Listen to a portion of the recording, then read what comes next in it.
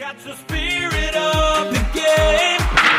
The Hastings Sodbusters. So proud of the guys, just kept clawing, kept fighting back, and I'm beyond proud of them. He sends a high fly ball to deep right center field. No one's going to catch that. It is going way back, and that is out of here for a home run. Luke Cossey, a monster shot, clears the 405 sign.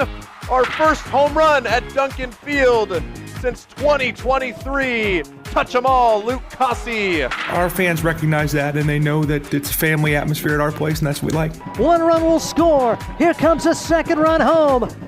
Johnston digging for third. He slides in, and the Sodbusters have a 3-0 lead as Weston Johnston scorches one over the head of Jake Daly. All the credit to the guys in the dugout playing really, really hard, keeping it simple, throwing strikes on the mound, going right at kids, and then just keep it simple up at the plate. And all the credit to the guys for just busting their butts night in, night out. Catch the spirit of the game. The Hastings Sodbusters. Double the games, double the fun. That's what we're set for on this Sunday afternoon, soon to be evening, as the Hastings Sodbusters are set to play 2 here at Duncan Field tonight against the travel-only team, the Plainsmen Baseball Club. Welcome in on this very hot, once again, and even more windy than yesterday or Friday afternoon here in Hastings, as the weather continues to wreak havoc across the central Nebraska area, as it has all week.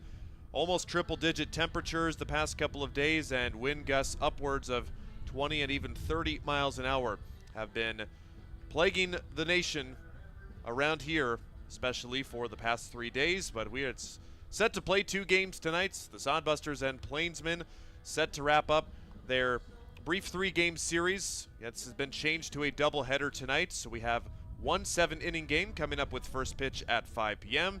Then our second 7-inning game will happen just about 30 minutes after the conclusion of this one. Game's being changed due to threat of severe weather all day in the area tomorrow.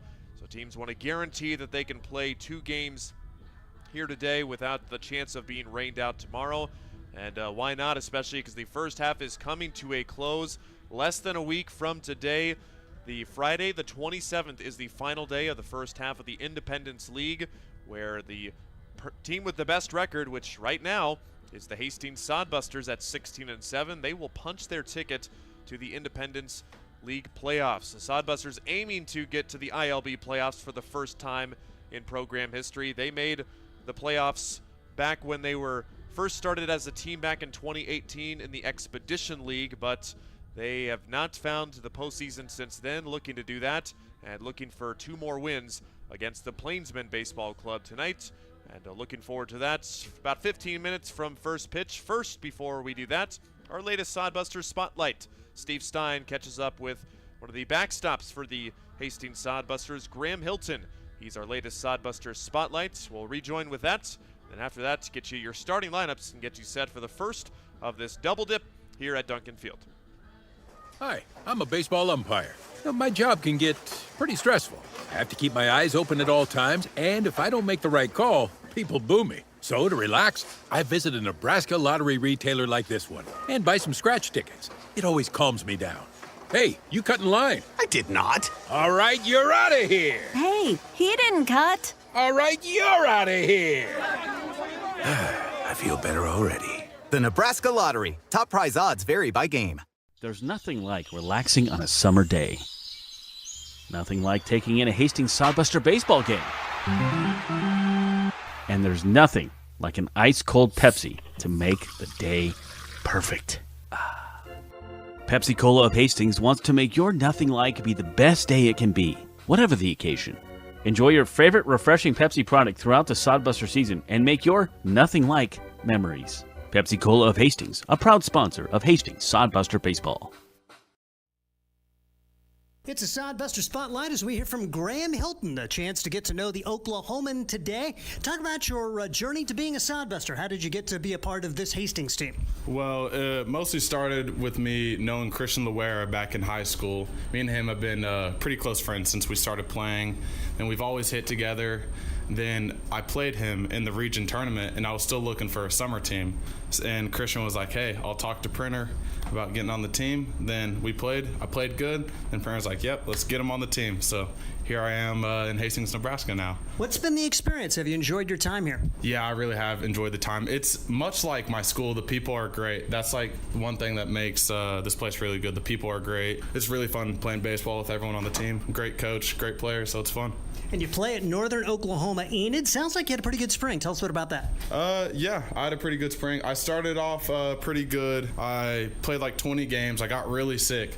I went like for 32. I lost 15 pounds. Like, it was horrible. Then at the end of the season, I picked it up. So I was hitting like 360 at the start of the season. Then I got sick, dropped all the way down to like 250.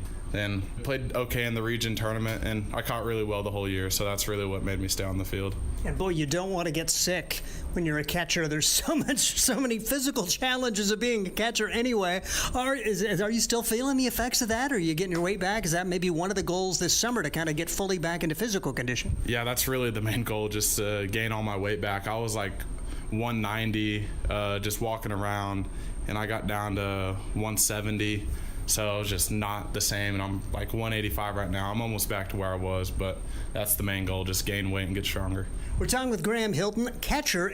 Catcher's a different dynamic maybe in the summer compared to the spring. You're just getting to know these guys. How tough is it, to know what pitches to call, to know how to deal with somebody psychologically when you're basically just getting to know them?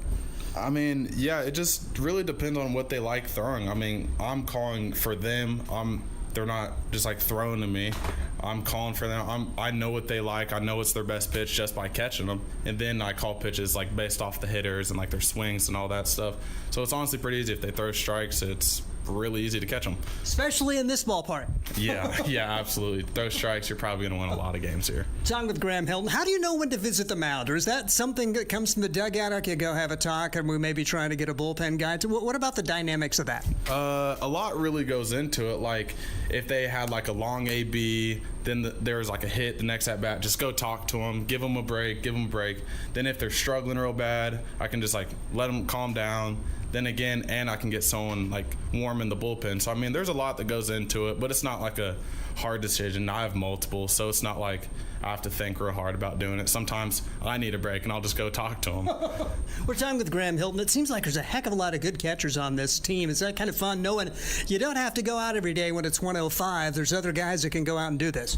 Yeah, absolutely. We have, I think, 5 catchers on the staff, and Brock's getting his debut tonight, which I'm super excited about. He's been playing third and pitching for us. But yeah, it's fun getting to learn from everyone else, seeing what they like to do, what they don't like to do, and just kind of build off that and teach them a little bit too, since I do have a lot of experience in college baseball. And you mentioned that, the learning aspect of it.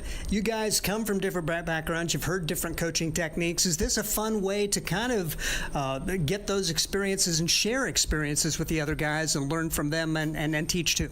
Yeah, for sure. If you really just pay attention, you can just learn by watching other people. You don't necessarily need to talk to them. You just watch them. Then we all ask each other questions. That's like a really good thing. We're all super open. Like, we will tell each other what we think we could get better at. I mean, it's a lot of things. We just help each other get better. That's really the end goal here. Talking with Graham Hilton. He was from Mustang, Oklahoma. Tell us a bit about Mustang. Yeah, Mustang is a pretty big town. It's the second biggest high school in Oklahoma. I graduated with 1,000. I mean, we were pretty good at baseball. We were just a massive school, and that's what I really liked about it. I liked being around a lot of people, and yeah, that's pretty much it about Mustang. Is it a little different than coming to Hastings? You're kind of like maybe, I don't say a slower pace, but definitely a smaller town. Yeah, for sure a smaller town, but it still does. Like, Mustang had a really tight-knit community, and I feel like Hastings does too, so it's not like crazy different. But yeah, it's a little bit smaller. There's no Chick-fil-A here, which kind of bums me out. I haven't had Chick-fil-A in about a month and a half, and that makes me want to drive to Lincoln really soon. We're talking with Graham Hilton. You had the big road trip. Was that a neat bonding experience when you made that trip? Yeah, for sure. Like, getting to stay in the hotels with the guys is always fun. You did that when you're a little kid, so it's always a good time. I was staying with all the Oklahoma guys, and I kind of already knew all of them, but it's fun just getting to stay with them, messing around with them. And yeah, it's cool getting to visit new places. Never been to Wyoming, never been to South Dakota, so it's just cool to experience something new. Let's see. I think you went to Oahe. You went to Spearfish. Did you get a chance to swing through the Black Hills, at least kind of see some of that part of the country? Yeah, we did. We also went to Mount Rushmore. That was my first time going there. It was pretty cool. I mean, it was cool for like 20 minutes, and I was like, all right, that's about it. That's here. I really like the nature, though. It's a cool little place to be. Time with Graham Hilton. He's one of the players on the Hastings Sodbusters at Northern Oklahoma, Enid. What's the tentative plan? Have you got some potential plans to places that you're at least thinking about as you move forward? Yeah, for sure. I'm talking to a few schools. I'm just really trying to narrow it down right now. I'm not really sure where I'm going yet, but I'd really like to decide by the end of this month or the start of July so I can just know where I'm going and don't have to worry about that right now. What about academically? How did that set the foundation, and what are you studying? Well, so I went to Butler Community College for my first semester. I was business administration, horrible grades, horrible start. Then I transferred to Enid, still business. I didn't like it. My grades sucked. Then I found something I really liked in criminal justice, and I plan on going to law school after my 4 years, and I really found something I like. My grades improved, everything really improved in life, that I found something I really like doing. Isn't it amazing how much more fun school is when you find something you like? The criminal justice aspect, you mentioned the law school. In the meantime, this criminal justice class, what attracts you about this? It's really just something new, kind of. I mean, I hate math. I mean, I don't have to do a lot of math. I'm decent with English, so that's just something good with law school. I mean, I like everything with criminal justice, like everything that goes into it. He's Graham Hilton as we bring you a Sodbuster Spotlight. I'm Steve Stein. Hastings Sodbusters baseball's in full swing, bringing you another fun-filled summer of high-level collegiate wood bat baseball at historic Duncan Field. A great way to spend a summer evening with your families at a Sodbusters baseball game. Go online to HastingsSodbusters.com for their home game schedule or to purchase tickets. Hastings Sodbusters Baseball. It's a hit. Got the spirit of the game. The Hastings Sodbusters. Let's face it, we move our bodies around a lot. And sometimes things happen. A tweak, twist, pull, strain, ache, or pain. At Fisk Chiropractic and Sports Care, their goal is to restore your mobility, keep you moving, and ensure your rehabilitation is effective, efficient, and stress-free. Do you suffer from headaches and neck pain, lower back or sciatica? Call Fisk Chiropractic and Sports Care today. Start to discover wellness through chiropractic care. Fisk Chiropractic Sports Clinic.com. Start feeling better now. Excellent interview with Steve Stein at the latest Sodbusters Spotlight. Graham Hilton just shows you the reality of the nature. It's why we do these. It's, you got all these baseball players. They're all doing their own thing. Graham Hilton, a guy that wasn't doing good at school and took a different route. Now he's doing a whole lot better. So great stuff from our latest Sodbusters Spotlight. You can find all of those on Spotify on the Sodcast. But for tonight's game, we're playing two. First pitch here in about 7 minutes when we're scheduled to get started. The Plainsmen and the Sodbusters. Hastings coming into today's game at 16-7. They have seen success later here in the week. A 4-3 record of the 6 days that they've played so far, including that doubleheader in Spearfish, going 1-3 against Spearfish, a single win against Oahe back on Monday, then the win against the Prospects on Friday in shutout fashion, and the run rule win 14-4 over the Plainsmen last night. So just 5 games left for the Hastings Sodbusters until they end their first half season. The 2 against the Plainsmen tonight. They have a much-needed day off tomorrow since they had to switch that to a doubleheader today due to the threat of severe weather tomorrow.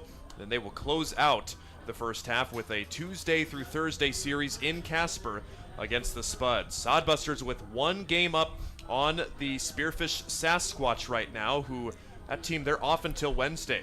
So they have an extended break before they will have just 3 more games left before the end of the first half, and then the Casper Spuds 2 games back on the Hastings Sodbusters. Steve Stein, crunch time here. Got to have both of these today, but a late little romp action. We thought kind of, oh goodness, the Sodbusters get 5 on the board early last night, and Plainsmen slowly crawl back into it. And you think, well, is this going to be another one where we maybe have to be playing serious baseball in the 9th inning? Thankfully, they got the job done, and hopefully the framework for these other 2 wins is set in place for tonight. Yeah, 5-4, but then the Sodbusters able to play to 2 runs in the 4th inning.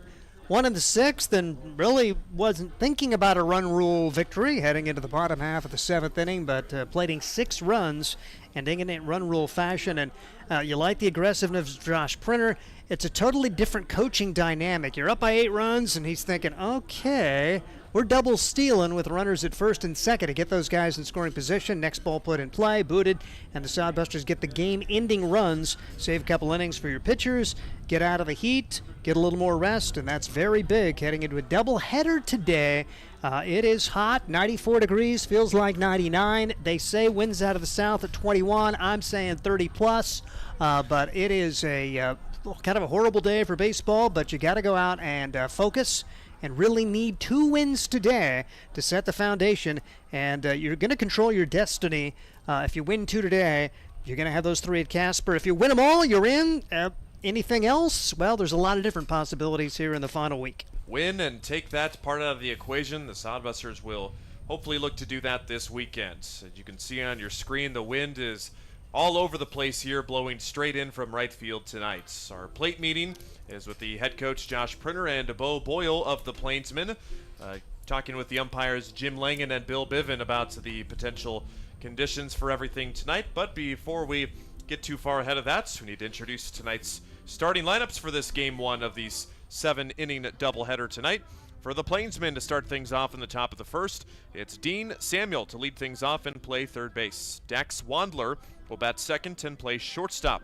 Chris Ortega will bat third and play first base. Brady Alexander is the cleanup hitter and the center fielder. Amari Hackett will bat fifth and play right field. Ivan Gomez will bat sixth and play second base. Easton Mitchell batting seventh and the catcher today. Asher Friedman, the designated hitter, in the 8th spot, and Brody Boyle, the 9th place hitter, and playing left field. Ben Reinker will get the start on the mound for the Plainsmen tonight. Dean Samuel, Dax Wandler, Chris Ortega, Brady Alexander, Amari Hackett, Ivan Gomez, Easton Mitchell, Asher Friedman, Brody Boyle, and Ben Reinker, the pitcher, the starters for the Plainsmen. They're head coached by Bo Boyle, a Midland University coach during the spring. For the Hastings Sodbusters, they will go with a almost completely opposite lineup than they did last night. Lots of new guys that didn't play yesterday. It's been a long stretch of games for the guys, so no surprise to see some fresh faces in the lineup.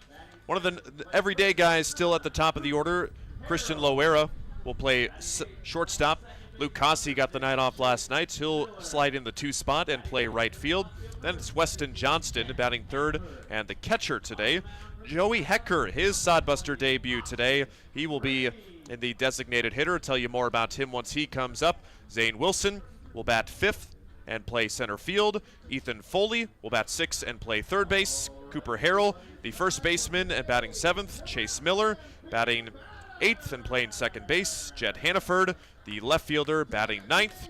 And Austin Raines will get the start on the mound for the Hastings Sodbusters. Loera, Cossey, Johnston, Hecker, Wilson, Foley, Harrell, Miller, and Hannaford. Josh Printer, the head coach, Andy Chase, and Corey Coranda, the assistant coaches here this evening. 14 innings of college wood bat baseball headed your way at Duncan Field.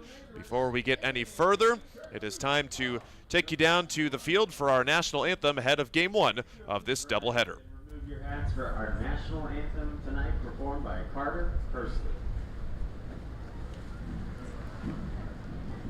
Oh, say, can you see by the dawn's early light what so proudly we hailed at the twilight's last gleaming, whose broad stripes and bright stars through the perilous fight o'er the ramparts we watched were so gallantly streaming, and the rockets red glare, the bombs bursting in air, gave proof through the night that our flag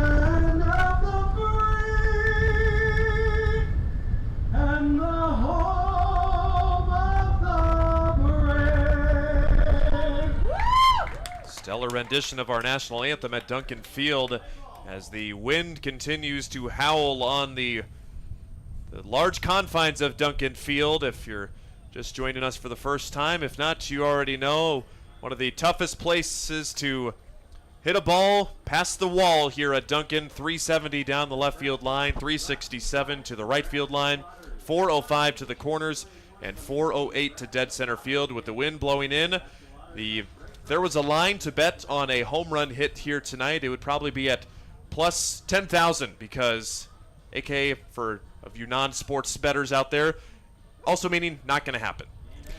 Playing about 500 feet today. At least there. Well, we get a good look at our starting pitcher tonight. It's Austin Rains for the Hastings Sodbusters. He has been a nice addition to the starting lineup. He's been out of the bullpen and in the starting lineup, depending on where he is from day to day, but he'll be making his 5th appearance and 3rd start for Austin Rains. Rains out of Galveston, Texas, and going to be an incoming freshman to Dodge City College. Had a pretty nice stat line for him so far. 11 innings for him. No record, 10 hits, 5 runs, only 3 of them earned, 6 walks, and 8 strikeouts. He has faced Fremont once, Casper twice, and Spearfish once. The lone kind of bad outing for him was most recently a few days ago, where he came on in relief in the Spearfish series on June the 19th, where he was tagged for 5 hits and 3 runs in just 2 innings. Those are his first earned runs that he has given up all the year, but he features a pretty good fastball in the mid-80s to go along with a changeup and another off-speed pitch, a curveball, which is in the high 60s. Austin Rains, the starter today. Sodbusters go with their green uniforms with yellow letters and numbers. The Plainsmen with black uniforms with green on the front of their jerseys and back. First pitch to Dean Samuel, swung on and missed. First pitch underway at 5:02 p.m. The weather here, 94, feels like 99 here in Hastings, but not a cloud in the sky to provide any sort of relief here. Called a strike on the outside corner on pitch number 2. Jim Langen, our home plate umpire tonight. Bill Biven, the umpire, out in the field. Austin Rains, he's a tall guy too. Samuel pokes his bat out there and fouls it off. Don't have an official height on Rains, but he is one of the taller guys on the team. You see those pitchers usually in the middle range, about 6'1", 6'2". I'd have to guess Rains is probably at least 6'5". 0-2, line drive, soft floater, and that's into right field for a base hit. It's flagged down by the second baseman, who throws it away towards the dugout, and it gets into the dugout. That's a mental mistake by Chase Miller, the second baseman right there, who taps his chest with his right hand, said, "My bad, I shouldn't have done that there." There was no chance to get Samuel out there, even though Miller made a nice play. So it'll be the runner at second after the single and the error. Yep, a little shaky defensively yesterday for the Sodbusters, and not a good start here today, as certainly a single all the way, but don't want to give up the extra base on a day like today when runs could be at a premium with the way the wind is blowing. Now a lefty to dig in, Dax Wandler, the shortstop for the Plainsmen. He sends one in the air. That'll get into left field. Jet Hannaford shielding the sun with his glove, and he wins the battle with the bright star in the sky. That's the first out of the inning. 1 pitch retires Wandler for the Plainsmen. And with the sun the way it is going to be a challenge for the left side of the infield and for the left fielder. Great job, and you can see Jet Hannaford's played a few games in left field now at Duncan Field. He's getting it figured out. We are getting underway a little bit earlier because of the doubleheader. So the sun a little bit higher than usual. So the balls that go a little bit higher up in the air can play some tricks on that left side of the infield, as Steve mentioned. And here's the beer batter, Chris Ortega. Tough guy to pick as the beer batter for today. That went 2 for 4 with a double and a pair of runs batted in yesterday. He is a returner from the Plainsmen, did play on the squad last year in their first year from their inception. Ortega nubs it right in front of the mound. Rains picks it up and overthrows the bag, and the runner is safe at first base. Another error for the Sodbusters. Rains had plenty of time, but just put too much juice on the throw. Harrell did catch it, but couldn't get back to the bag in time. Yips in the early going for the Hastings Sodbusters, and I know Coach Josh Printer not going to be pleased with the start here, as you basically have given the Plainsmen a great chance to jump on top. the Plainsmen, they used to be a former team, the North Platte Plainsmen, but they are just the Plainsmen there. They live up to their name. They roam the plains, going from city to city as a travel-only team, one of the 3 travel-only teams in the Independence League. But a prime opportunity for them here to jump on first in the first inning with 2 on and 1 out. Raines gets a foul ball back to the screen by Brady Alexander, freshman at the University of Ohio. So yeah, the Plainsmen are only going to be playing a limited amount of playing time throughout the season, but one of the Division I products on the team. One of a couple on there. 1 ball and 1 strike count to him. Alexander, in last night's game, he was 1 for 3 with a walk, 2 for 12 in his early going. Plainsmen 0-4. They were swept in 3 games by Fremont and lost to the Sodbusters last night. Ground ball hit foul down the third base line. That's where head coach Bo Boyle coaches. Sacramento native and coaches currently at Midland University. The Midland Warriors in the GPAC Conference, so they come here to play at Duncan Field on the occasion, or the Hastings College Broncos in the same league will go to Fremont to coach, to play. 1-2, look out, Lucy.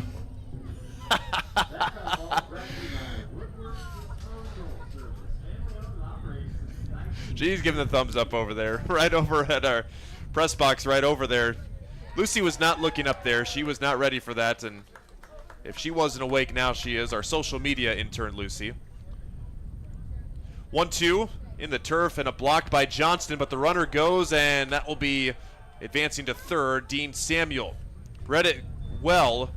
Weston Johnston couldn't quite keep it close enough to keep the runner at second base. Still has a force out at second, but now just that's the only play besides first. So it's Samuel at third, Chris Ortega at first with 1 out, 2-2 count to Brady Alexander. The delivery from Raines way outside, and man, he is zipping that thing in there. We'll get you his early returns on his fastball here as soon as we have that available. It's a full count with 1 out and runners at the corners. Back up the middle. It'll score a run. Loera, unless he can turn the double play, it will not score a run. It's a double play. Christian Loera, step on the bag, throw to first. Cooper Harrell keeps his foot on the base just in time for the 6 unassisted 3 double play. The announcers jinx, or they spoke it out of existence almost. Bo Boyle will ask the umpire maybe if they can get some help on that, but I think the call will stand.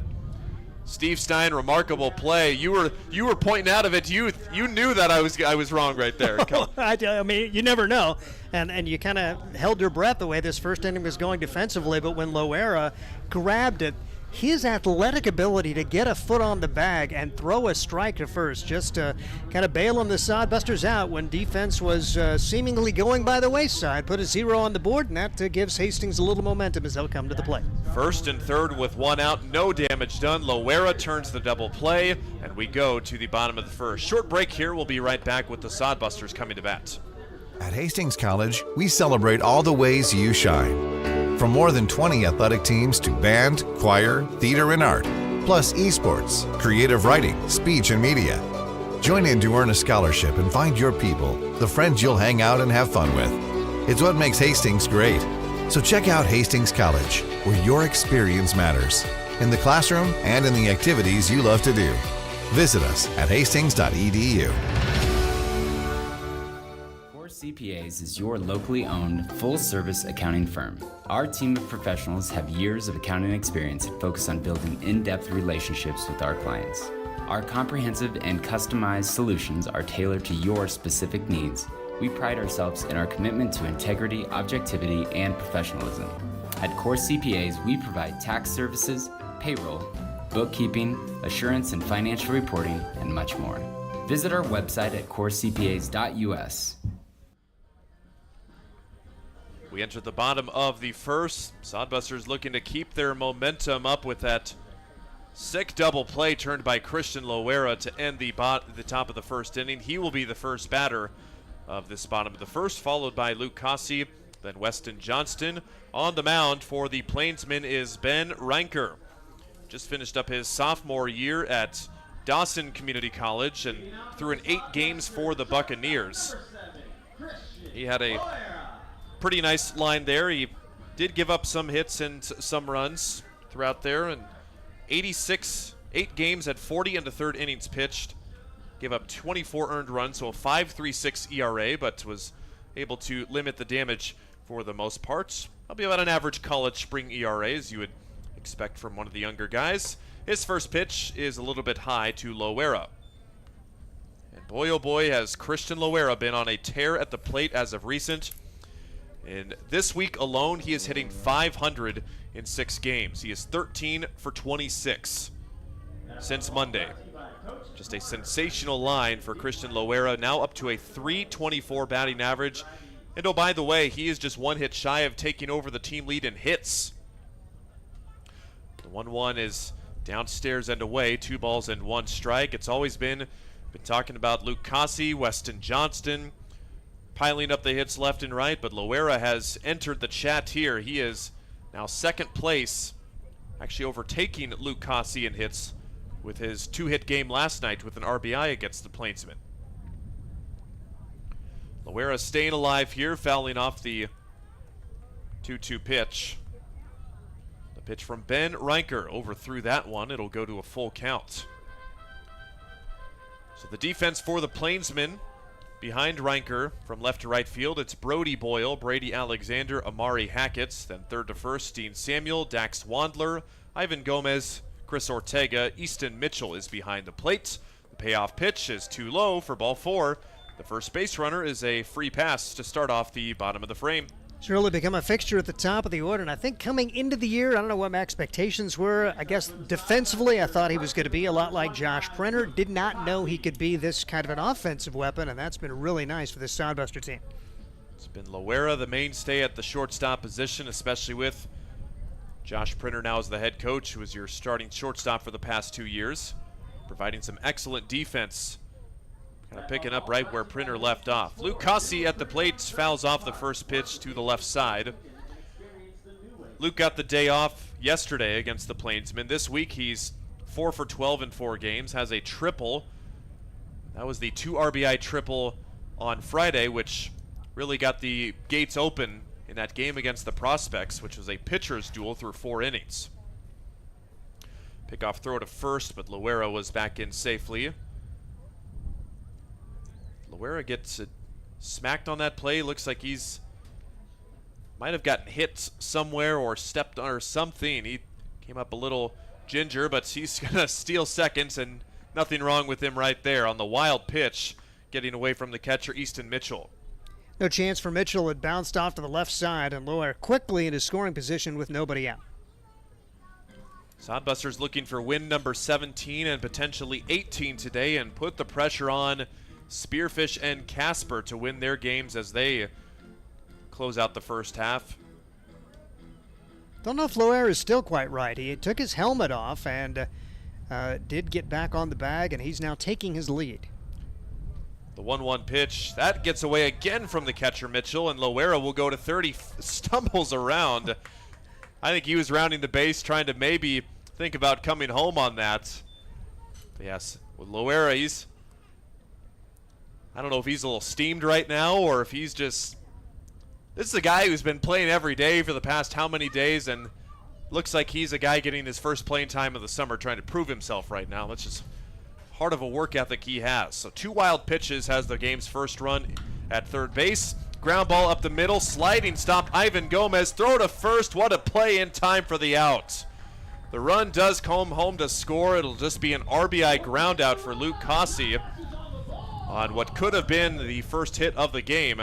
Stellar play by Gomez, the second baseman. And a team that has struggled defensively the last 2 days. Put a little star next to that one for Ivan Gomez. Good to see him make that solid defensive play. Didn't play yesterday with the Sodbusters, but may earn more playing time with defensive showings like that. So it's now Weston Johnston to step in. Hasn't been playing as much as of recent, but he is arguably the best power hitter and kind of the best overall hitter on this Sodbuster team this summer. 1-1 counts. Team lead with 23 hits, has the team best 377 batting average. Has 3 triples, 19 runs driven in for Hastings. On the outside corner, gets the call there. 1 ball and 2 strike. Johnston got the day off, but this week in 4 games, since Monday, he's 4 for 12 with a triple and 4 runs driven in. 1-2, out of play, foul. Ben Riker showing some good returns so far. He's been finding the zone pretty frequently.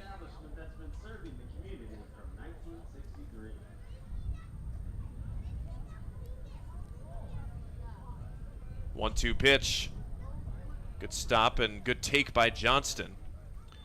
Johnston, the catcher, he's primarily been the designated hitter today, but Sodbusters, they have a lot of catchers on the team. You've got Graham Hilton, Jude Greaves, Johnston, even Brock Cross, who got to catch last night. There's a rope shot. That is going to get over the right fielder's head. Johnston can run all the way to second base. The wind does knock it down, so there will be a close play, but it's a 1-out double for Weston Johnston. His 4th two-bagger of the year. Good to see him back in the lineup, and immediate returns for him. Still, Sodbusters looking for more after they took a 5-run lead after 1 yesterday. I'd love to see put a big crooked number and kind of play relaxed ball for their right-hander Austin Raines. Well, it was a rocket shot off the bat, but with the wind blowing straight in, that had triple written all over it, but it kind of just knocked it down, allowing the right fielder able to get it in quickly. And now, welcome to the Hastings Sodbusters, Joey Hecker. The lefty, the designated hitter, he's seen his first time as a Sodbuster this summer from Pullman, Washington. Called strike on the outside corner. He's going to be a Washington State freshman, part of a Pullman high school team that went 16-9 his senior year. But one of the Division I products. Pitch just outside on the 1-2. Him and Brock Cross headed to the same college in the fall. But welcome to the team, Joey Heckers, today's designated hitter in the 4 spot. Johnston at second. The 1-2 from Reinker. Just a bit outside to make it 2-2.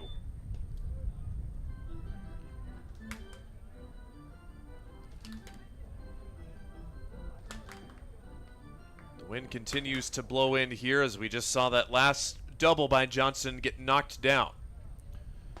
Wave and a miss, strike 3. Outside pitch. Reinker was living on the outside part of the zone all at bats, and he wins the battle with his first strikeout of the game. So looking around in the other parts of the Independence League, is Casper and Oahe playing today. Casper just took the lead on Oahe 6-5 with a 2-run 8th inning. If you're a Sodbuster fan, you are rooting for Oahe today and tomorrow as they play the Casper Spuds in Oahe. Next batter to the dish, Zane Wilson. Just one of the 4 guys from last night's starting lineup. The previous 3 hitters did not play in last night's game. But again, it has been a grind. It's bunt shown and heads up in the stands. Don't see that too often on a bunt. Zane Wilson is the batter and makes it a 1-1 count. Wilson with his first double of the season last night against the Plainsmen. Been a rough go for him at the plate, just 2 for 24 in 9 games. But both those hits coming this week. 1-1 from Reinker. Nothing wrong with that pitch. Right on the outside corner, 1-2, according to Jim Langen. So Johnston still at second. The Sodbusters trying to add on. Already 1 home in the first on an RBI ground out from Luke Cossey. Reinker taking multiple looks at seconds and slings that thing in there foul off the bats of Zane Wilson.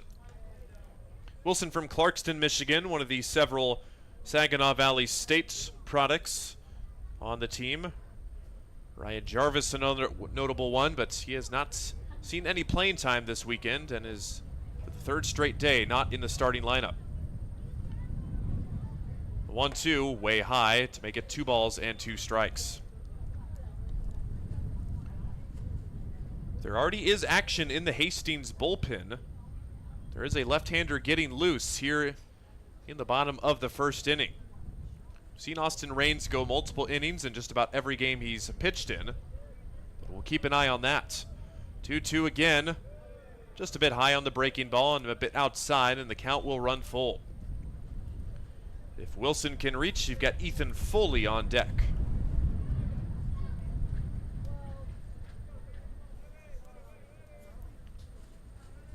Riker staring in at his catcher Mitchell and delivers the payoff pitch. Got him swinging with the fastball upstairs.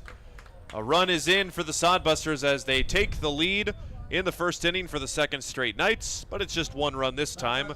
We'll go to the top of the second inning with Hastings up 1-0 at Duncan Field. Blue Fork Kitchen features elevated comfort food in a family-friendly, fast casual environment. With a full menu, you can sit down for a nice meal or order online for pickup. From salads and wraps to burgers and steaks, Blue Fork Kitchen has your kind of food.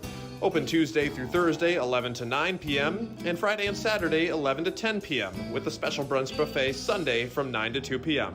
Blue Fork Kitchen is located in the Cimarron Plaza, 38th and Osborne Drive in Hastings. Like them on Facebook. Make your next pit stop at the Coach's Corner. A friendly staff and a deep lineup of snacks.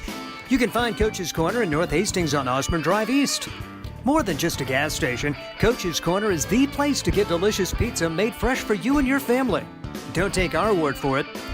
It's so good it'll be featured at selected Sodbuster home games this season. For a convenient and clean experience, be sure to check out the new convenience store in North Hastings, Coach's Corner. The Hastings Sodbusters with the 1-0 lead in this first game of a doubleheader this evening. Just got started about 20 minutes ago. 7-inning contest this game, and 7 more innings 30 minutes after the conclusion of this one. Austin Raines is back out, and also we talked about the arm warming up in the bullpen. We're under the impression that the Sodbusters, they're going to try and keep everybody's pitch count pretty limited today because there is pitch count limits and days of rest requirements in the Independence League. If you pitch 30 or less, you can come back the next day. Again, the Sodbusters don't have a game tomorrow, so they can pitch everybody past that.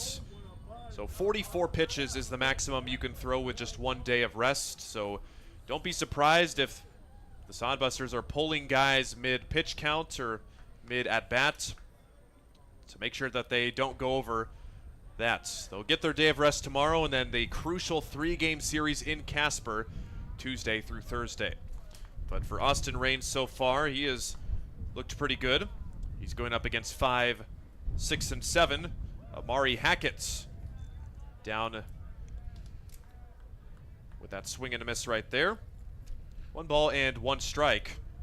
Hackett in last night's game was 1 for 3 with a walk and a strikeout. He's got 3 hits in the early game so far for the Plainsmen. 1-1 from Raines. Shaves off an edge for strike 2. So Raines at 17 pitches. Again, the bullpen continues to get hot because they want to have their best guys available for the Casper series. 1-2 from Raines. Good breaking ball, but an even better take by Hackett. That one had the plates until it didn't at the last second.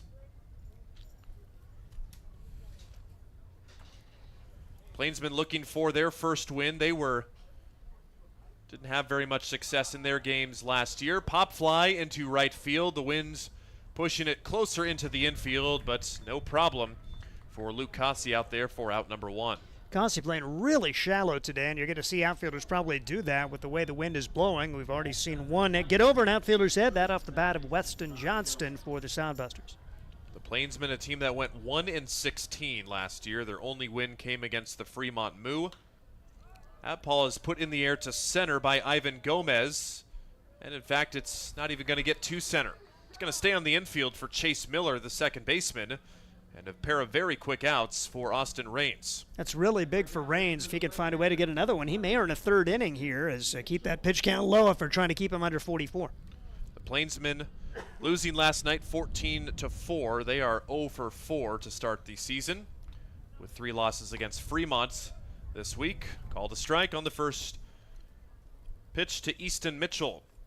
the catcher for the Plainsmen. Mitchell 0 for 10 to start his season, gets his tower buzzed right there on the high and tight pitch to make it 1-1. Mitchell, an Omaha guy out of Millard South, takes a big swing and a miss at the 1-1. Barstow Community College hit .327 in the spring in 33 games, but 0 for 10 against Fremont and did not play in last night's game. Soft ground ball to second base for Chase Miller on a couple of hops. Perfect throw over to first base. 1-2-3. Go the Plainsmen very quickly in the second inning. Austin Raines with 2 scoreless innings so far. Sodbusters looking to add more when we return. Hi, I'm a baseball umpire. My job can get pretty stressful. I have to keep my eyes open at all times, and if I don't make the right call, people boo me. So to relax, I visit a Nebraska lottery retailer like this one and buy some scratch tickets. It always calms me down. Hey, you cut in line. I did not. All right, you're out of here. Hey, he didn't cut. All right, you're out of here. I feel better already. The Nebraska Lottery. Top prize odds vary by game. There's nothing like relaxing on a summer day. Nothing like taking in a Hastings Sodbuster baseball game. And there's nothing like an ice-cold Pepsi to make the day perfect. Pepsi Cola of Hastings wants to make your nothing like be the best day it can be, whatever the occasion. Enjoy your favorite refreshing Pepsi product throughout the Sodbuster season and make your nothing like memories. Pepsi Cola of Hastings, a proud sponsor of Hastings Sodbuster Baseball. Welcome back to Duncan Field. Ryan Valenta, Steve Stein in the broadcast booth at one of the most historic ballparks in the central Nebraska area as we go to the bottom of the second inning. The Hastings Sodbusters sent 5 to the plate in their home frame of the first and scored 1 run. Onawaka hits a couple of wild pitches and a ground out scoring the run. And it's the 6, 7, and 8 hitters coming up for Hastings. Ethan Foley, Cooper Harrell, and Chase Miller. To your point, Steve, Austin Raines, 2 very quick innings. So bullpen was getting hot, but he could very well be out for a 3rd inning in this 7-inning game where pitching needs to be at a premium tonight to set yourself up for success in this road series. And even though the players can't scoreboard watch, the broadcasters can. And Oahe rallying against Casper. You're rooting for Oahe, and they've come back to take a 10-6 lead late against the Spuds. Every loss helps the Hastings Sodbusters. That is a 5-run bottom of the 8th inning so far with, what do we got now? Still nobody out in the frame. There was nobody out. Still nobody out at 5 runs in. The Casper Spuds on the verge of a meltdown right now. But back here in Hastings, it's Ethan Foley, the Grand Island native, to get things started off in this bottom of the second inning. Just the 6th game that Foley has appeared in this summer, 4 for 16. Fouls 1. That one again off the facing of the second deck. Look out, Cooper Harrell on the on deck. Wouldn't be the first time a guy's gotten hit on the on deck circle right there this week. That would have been unusual, though, to get hit after it comes off the stadium. Swing and a miss, big fastball. Cut on and missed to make it 2 balls and 2 strikes. Foley, one of the 4 guys playing in last night's game, had a base hit in 4 trips to the plates. And again, spoils that fastball. Ranker has some good life on that fastball. Still 2 balls and 2 strikes. Trying to put him away on the 2-2, and he will with the outside fastball. Swing and a miss. That is 3 consecutive strikeouts for Ben Ranker in the first out of the second inning. Big tribute to Noah Pagel, our producer today. Camera work, runs the computer, he runs the scoreboard, and has time to watch the other game in the Independence League. I can't even watch one game and keep score at the same time. That's why they pay us the big bucks. Swing and a miss on the first pitch to Cooper Harrell. Harrell did not play in last night's game, but he has seen quite a bit of playing time this week. Called a strike, and he is quickly down 0-2 on the counts. Cooper Harrell, 5 for 19 this week. 5 of his 8 hits coming in the past 7 days this summer. Pitch outside to make it 1-2. Harrell on the season, .296 average, 8 hits for him with a double and 5 walks, 12 strikeouts. 1-2, and got him with a fastball downstairs. 4 straight strikeouts for Ben Reinker. And you may be happy to get that first inning run the way Ben Reinker's looking. Next up, second baseman, number 6. For some starting pitchers, it is just that first inning. And again, reminder, Reinker's making his season debut in the 5th game of the season for the Plainsmen. Did appear in 8 games, like we told you, for Dawson Community College in the spring, and had an ERA just over 5. First pitch misses to Chase Miller. Miller, the 8th place hitter. Just his 7th game that he's appeared. Getting some fresh faces, getting some time tonight, because the Sodbusters, they have been busy. They have not had an off day since June 9th, which is just from tomorrow. It'll be exactly 15 days from now, which is when their day off will be. That pop fly will get out of play for a 2-1 count. If the Sodbusters would have kept their original schedule, they would have had their 3rd game against the Plainsmen tomorrow, so they would not have had a day off in 2.5 weeks straight. 2-1 at the knees, called a strike. 2-2 to Chase Miller.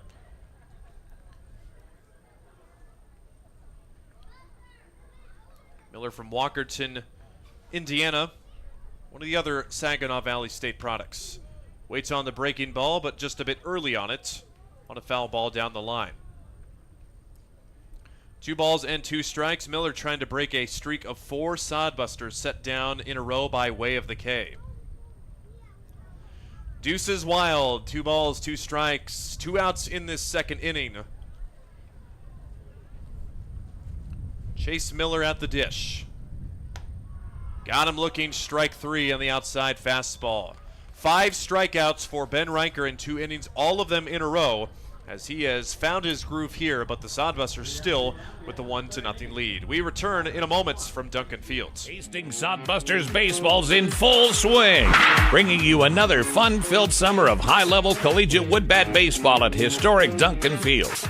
A great way to spend a summer evening with your families at a Sodbusters baseball game. Go online to HastingsSodbusters.com for their home game schedule or to purchase tickets. Hastings Sodbusters Baseball. It's a hit. Got the spirit of the game. The Hastings Sodbusters.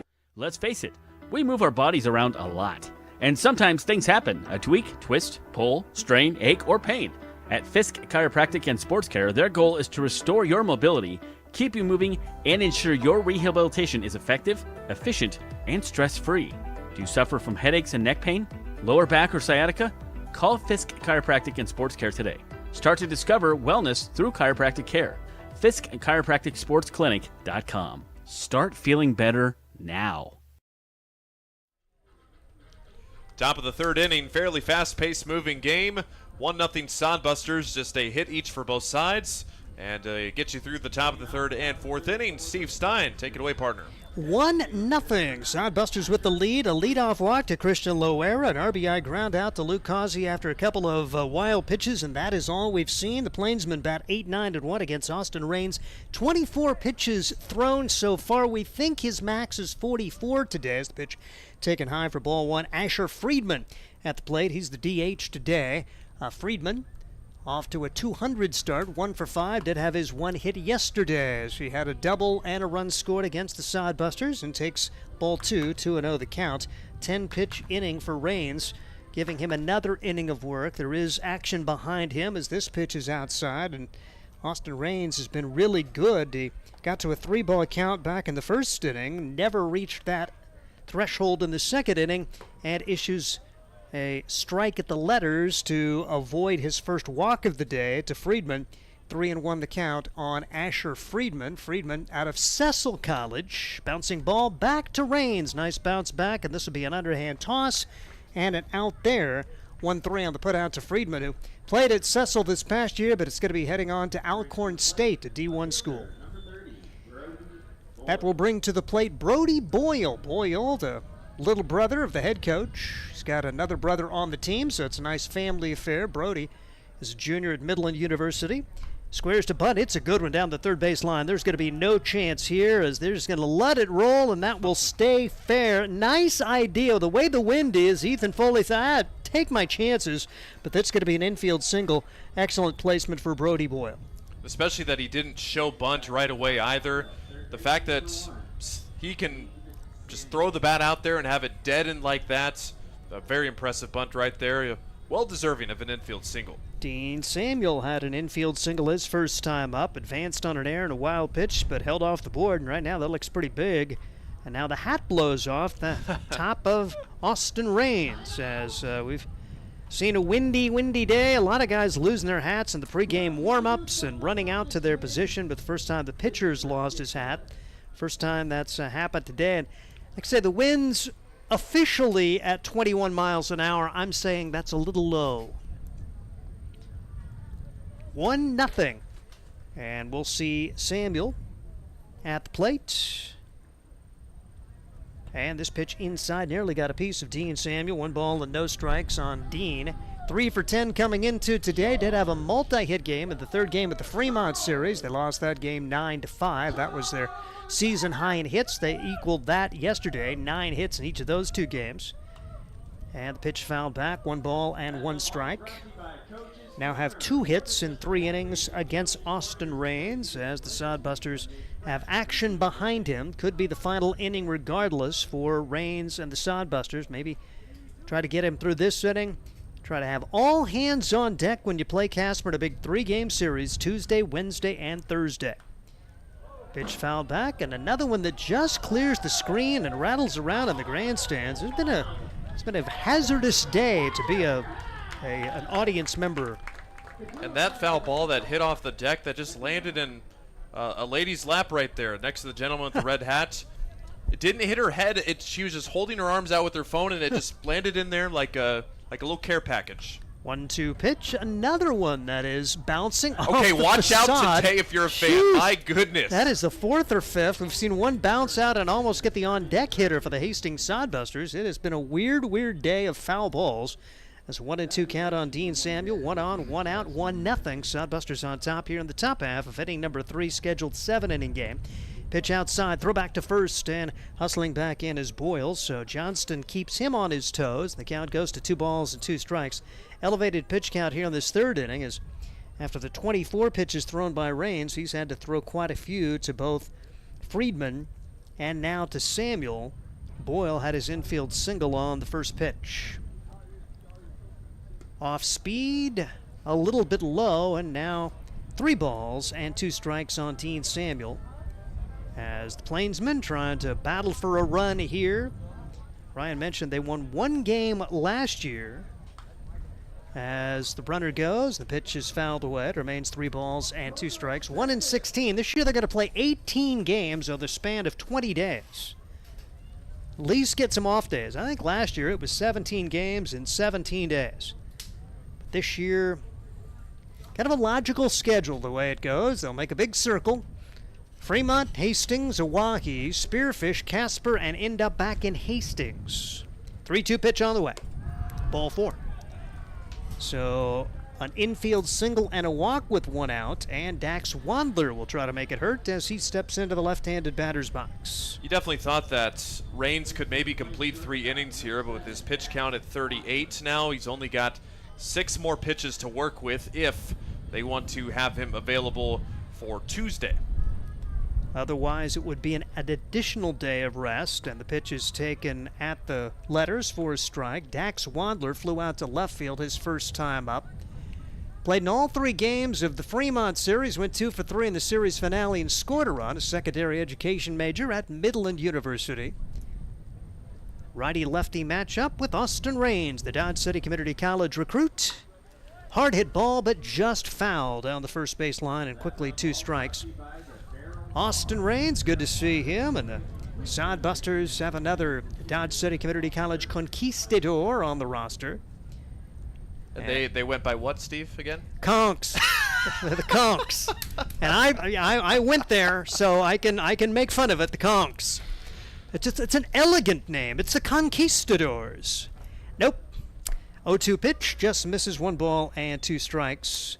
Little Sodbuster flavor there, though. J.M. Kelly, former coach of the Hastings Sodbusters and of the North Platte Plainsmen, for that matter, is the head coach at Dodge City Community College. So he's got some background in the Independence and the Expedition League as the pitch is fouled back, and that catches a piece of the grandstand. So kind of a nice tie in there to mention J.M., since he coached both of these teams. Now, the Plainsmen no longer in North Platte. They're just a travel-only team owned by the league, but it's hard not to say North Platte because these version of the jerseys have North Platte on the front of them. That's what I thought I saw. Yep. I was like, am I seeing things right now? Nope, they are their former North Platte jerseys. Here's a little blooper into center field for a base hit, and this game will be tied. Nice job for Wandler to fight it off, and it's a 1-1 deadlock.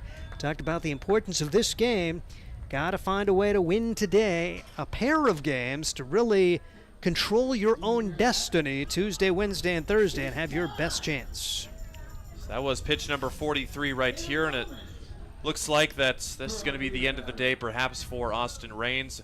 Looked at he's pitched against Casper twice. They had one game where they tagged him for 2 runs, the other game where they didn't have any, but it appears that they want Austin Rains to pitch on Tuesday, or maybe this is just printer to the mound. We'll have to see, but we told you that's the circumstances today. Guys may be getting pulled in weird situations, but this would be the time to do it if you're planning on pitching him in a couple of days. Yeah, and that's it. You wouldn't have to start him. I mean, he could be available in the bullpen. It's much like the situation with Creighton Jacobitz. You know, you have an opportunity to bring him back on Thursday. Whether he starts, that kind of remains to be seen. And right now, they are going to stay with Austin Rains. So now pitching in this situation, that would mean he would have to take Monday and Tuesday off and wouldn't be available until Wednesday. But it may be, okay, let's get out of this inning. First things first, we need to keep it a 1-1 game. And right now, Rains maybe gives you the best chance as he faces a really good right-hander in Chris Ortega, who takes inside for a ball. He really sawed off Ortega the first time, but then threw the ball away for an error his first time up. The Sodbusters have 2 errors so far in the contest. 1 ball and no strikes, the count on Ortega. Had the hardest hit balls for the Plainsmen yesterday, and this one is way off the mark and back to the screen, and now the runners at second and third, 1 out on the wildest of wild pitches, and saw Rains kind of look down at his hand, has totally lost control of that one coming out of his hands. And Jason Frew, the field PA guy, said, Coach Mr. Langen, the umpire, doesn't understand what was wrong with that one. 2-0 pitch. And this one is popped up, put in play, short right field. Causey not going to make the call. Instead, it'll be the first baseman out to call off his right fielder, Cooper Harrell. Big second out. And that keeps Samuel at third and Wandler at second. Yeah, that one was off the bat right to Causey, but then again, that wind is absolutely blowing in. Like, even the trash cans can't hold their linings here today. That's how windy it is. But that one is perfect right there. You'll absolutely take that huge second out to keep the runners put. Brady Alexander at the plate now trying to salvage the inning for the Plainsmen. They've scored 1 so far, but 2 big RBI chances out there. Last time he grounded right back up the middle. I thought it was going to be a hit. And tremendous range shown by Christian Loer. Not only grabbed it, stepped on the bag, and threw to first for an inning-ending double play to keep him scoreless at that point. And this pitch fouled away. 1 ball and 1 strike on Alexander. The future Hastings Sodbuster, his plan is he's going to complete his time with the Plainsmen as they'll play the 18 games in 20 days. And with the Sodbuster personnel, with guys coming and going, there's probably going to be a roster spot for him down the stretch. 1-1 delivery. Pitch fouled back. 1 ball and 2 strikes on Alexander. Starting center fielder today for the Plainsmen. Good fastball for Rains. He's sitting in the 83 to 85 range. But the Plainsmen haven't been able to been fooled as much as you probably would have liked to it by those fastballs yet. 1-2 pitch. Alexander gets a piece of this one and sends it backwards again as the pitch count now mounting for Rains. He's up over 45. The next pitch count consideration would be 59. If he stays at that 59 or under, he could come back on Wednesday and still pitch. 1 ball, 2 strikes, 2 outs, 1-1. The score. Off speeder is bounced to the left side. Could be a tough play. Third baseman charges, sets, throws. Not going to be in time. It gets away. 2 runs will score as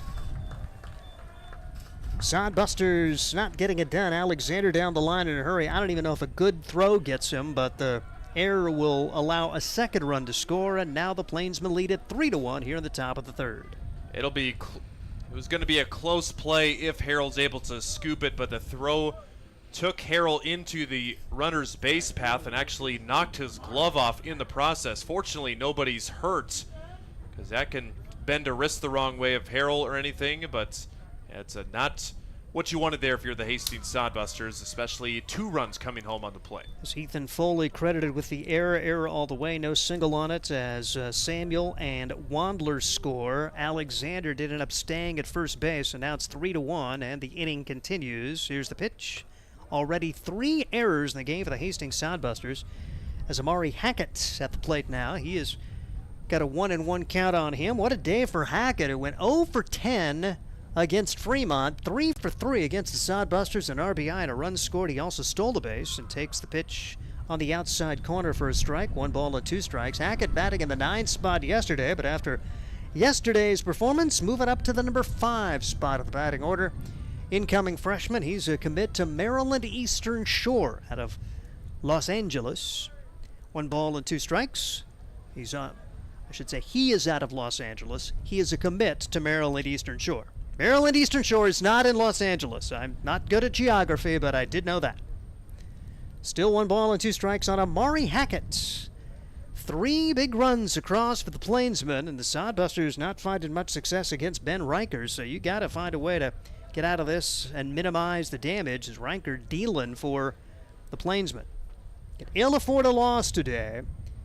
Need to find a way to get 2 today and give yourself the best chance at winning the first half, going to Casper with Spearfish lurking as well.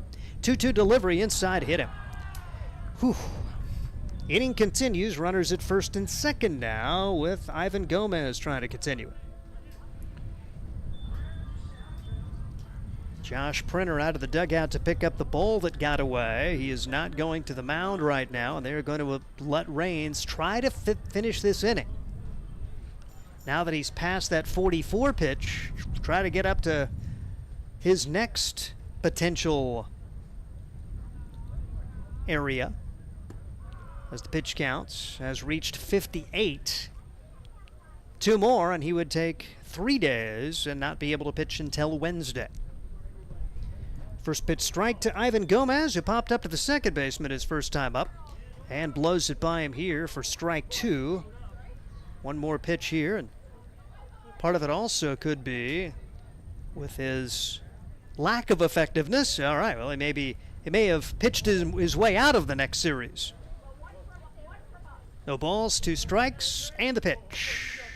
Outside for 1 ball. Now, not all of it's his own doing. Sodbusters with 3 errors in the game. 1 of them was his. But 2 other errors, and it's been a little shaky defensively the last couple of days for Hastings. Pitch popped up, foul and out of play. Remains 1-2 on Gomez. Getting an opportunity to play in this one. It was off yesterday, 0 for 10 coming into today. He is a college teammate of the Hastings Sodbusters, Graham Hilton. They played at Northern Oklahoma Enid. 1-2 delivery, hard hit ball, and by the third baseman.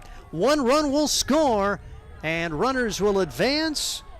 Problems out in left field. Another run comes home, and it is 5-1 Plainsmen, as Ethan Foley couldn't knock down the hard hit ball right down the line. And 2 more runs have scored for the Plainsmen. They lead it 5-0 as Alexander and Hackett come in on the play. That was another pitch right there by Raines, where that was a fastball right at the top of the zone. Gomez all over it, smacking it into left field. Tough play for Ethan Foley. Can't credit him with an error there. A double all the way, and it is trouble time. It's maybe time to worry a bit if you're the Sodbusters. Oh yeah, down 4 runs the way Ranker's looking. 5-1. The 2-run double from Gomez, and Sodbusters in trouble here early in this one.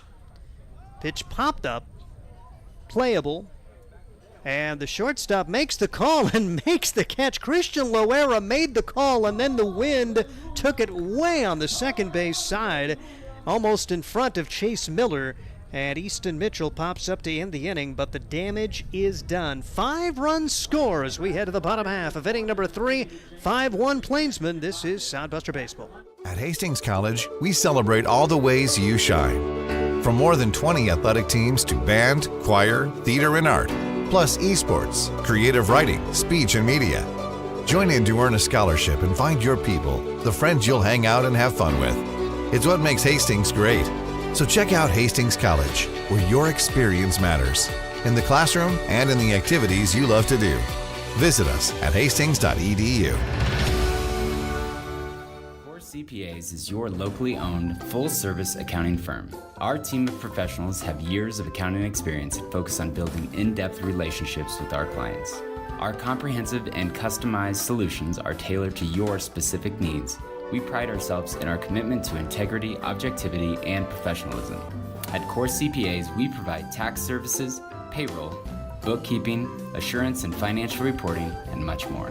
Visit our website at corecpas.us. A really rough top half of inning number 3. 5 runs, 3 hits. Sodbusters commit an error, and the Plainsmen now lead it 5-1 as we head to the bottom half of inning number 3. Ryan Valenta, we can scoreboard watch. The Sodbusters can't, and now they've got to find out, realizing the Plainsmen are come to play, and you better go out and win the game. This is a guy that's on the mound. We've been talking about Ben Riker. 5 straight strikeouts coming into this at-bat, which will be 9-1-2 for the Sodbusters. But as a starting pitcher, your team stakes you to a 4-run lead and gets you 5 runs. Got to feel pretty good. I would expect to see Riker being aggressive in the zone in this inning. It's up to the Sodbusters to put the ball in play and keep the line moving for a while. With the error, just one of those runs earned in the inning as Austin Raines wraps up the day, we think anyway. 64 pitches thrown for him. Although now with the deficit, you throw him out there again. It'll be interesting. Here's Jet Hannaford, and he's first pitch swinging. Lines this one to right field. Fair, just inside the line. Hannaford around first. He's headed to second. Here comes the throw, and it is in time. That, my friends, is a cannon for Amari Hackett. Covered a lot of ground, and then threw a dime to gun down Jet Hannaford. A base hit and an out in one pitch. Wow, what a gun by Hackett. The bazooka out there, thought no way was he going to have a play it, but he just grabbed that ball, took his stance, and the cannon out to second base. Got to be more smart on the base pass when you're down 4 runs. Pitch taken for a strike. Although this Sodbuster team, they're aggressive on the bases, and sometimes that's good, sometimes that happens. Here's Loera. And he is first pitch, or I should say he is swinging at the 0-1, and now down to the count, no balls and 2 strikes. Loera walked and scored the lone run. Felt pretty good about putting a ball in play against Riker after 5 straight strikeouts, but that optimism quickly erased. 0-2 pitch, and Loera just gets a piece of that one, fouls it back. Still 2 strikes on Christian Loera, as he advanced on 2 wild pitches from Riker, and then Riker really settled in. Allowed an RBI ground out on a really good play for Ivan Gomez. 0-2 delivery, and this one is bounced back up the middle to Gomez. Gomez fields this one. 2 quick outs here in the 3rd, and the Sodbusters try to get going with Lucazi. 5 runs for the Plainsmen. They got a hit in the 1st and then 3 in the 3rd. The Sodbusters have committed 3 errors in the game, and a Plainsman team which has struggled defensively the last couple of days has looked really good today. And here's Causey, who had the aforementioned ground out for the RBI back in the 1st, takes strike 1. Weston Johnston had the other hit for the Sodbusters. Before that, Jet Hannaford single. And strike 2 on Lucazi. Riker is doing a good job throwing strikes. On a day like today, that's generally enough. If you have solid defense behind you. 0-2 pitch, and the Plainsmen have looked really good today. 52 pitches, 33 strikes for Riker so far.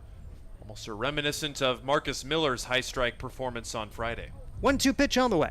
Swing and a miss, and the Sodbusters send the minimum to the plate here in the third. No runs, one hit, and no one left. And we head to the fourth. 5-1 Plainsmen. This is Sodbuster Baseball. Blue Fork Kitchen features elevated comfort food in a family-friendly, fast casual environment. With a full menu, you can sit down for a nice meal or order online for pickup. From salads and wraps to burgers and steaks, Blue Fork Kitchen has your kind of food. Open Tuesday through Thursday, 11 to 9 p.m., and Friday and Saturday, 11 to 10 p.m., with a special brunch buffet Sunday from 9 to 2 p.m. Blue Fork Kitchen is located in the Cimarron Plaza, 38th and Osborne Drive in Hastings. Like them on Facebook. Make your next pit stop at the Coach's Corner. A friendly staff and a deep lineup of snacks. You can find Coach's Corner in North Hastings on Osborne Drive East. More than just a gas station, Coach's Corner is the place to get delicious pizza made fresh for you and your family. Don't take our word for it. It's so good it'll be featured at selected Sodbuster home games this season. For a convenient and clean experience, be sure to check out the new convenience store in North Hastings, Coach's Corner. Head to the fourth inning after a very disappointing third on both sides as the Sodbusters give up 5 runs, 4 unearned in that particular frame, and then they end up going with the minimum after the leadoff single from Hannaford on the first pitch. He was gunned down at second, a ground out and a strikeout, and the Sodbusters, they only have 4 opportunities to come back here against the Plainsmen, and what you don't want to say a must win, but this would certainly be nice to win this one heading into game 2. And with the way this game has unfolded, Austin Raines, we're thinking, okay, you're going to keep him on a pitch count so you can come back and use him maybe Tuesday or Wednesday or Thursday. Well, now you're down by 4. You don't want to waste another arm. They're going to let Raines come out and pitch some more. 64 pitches thrown to this point in the game.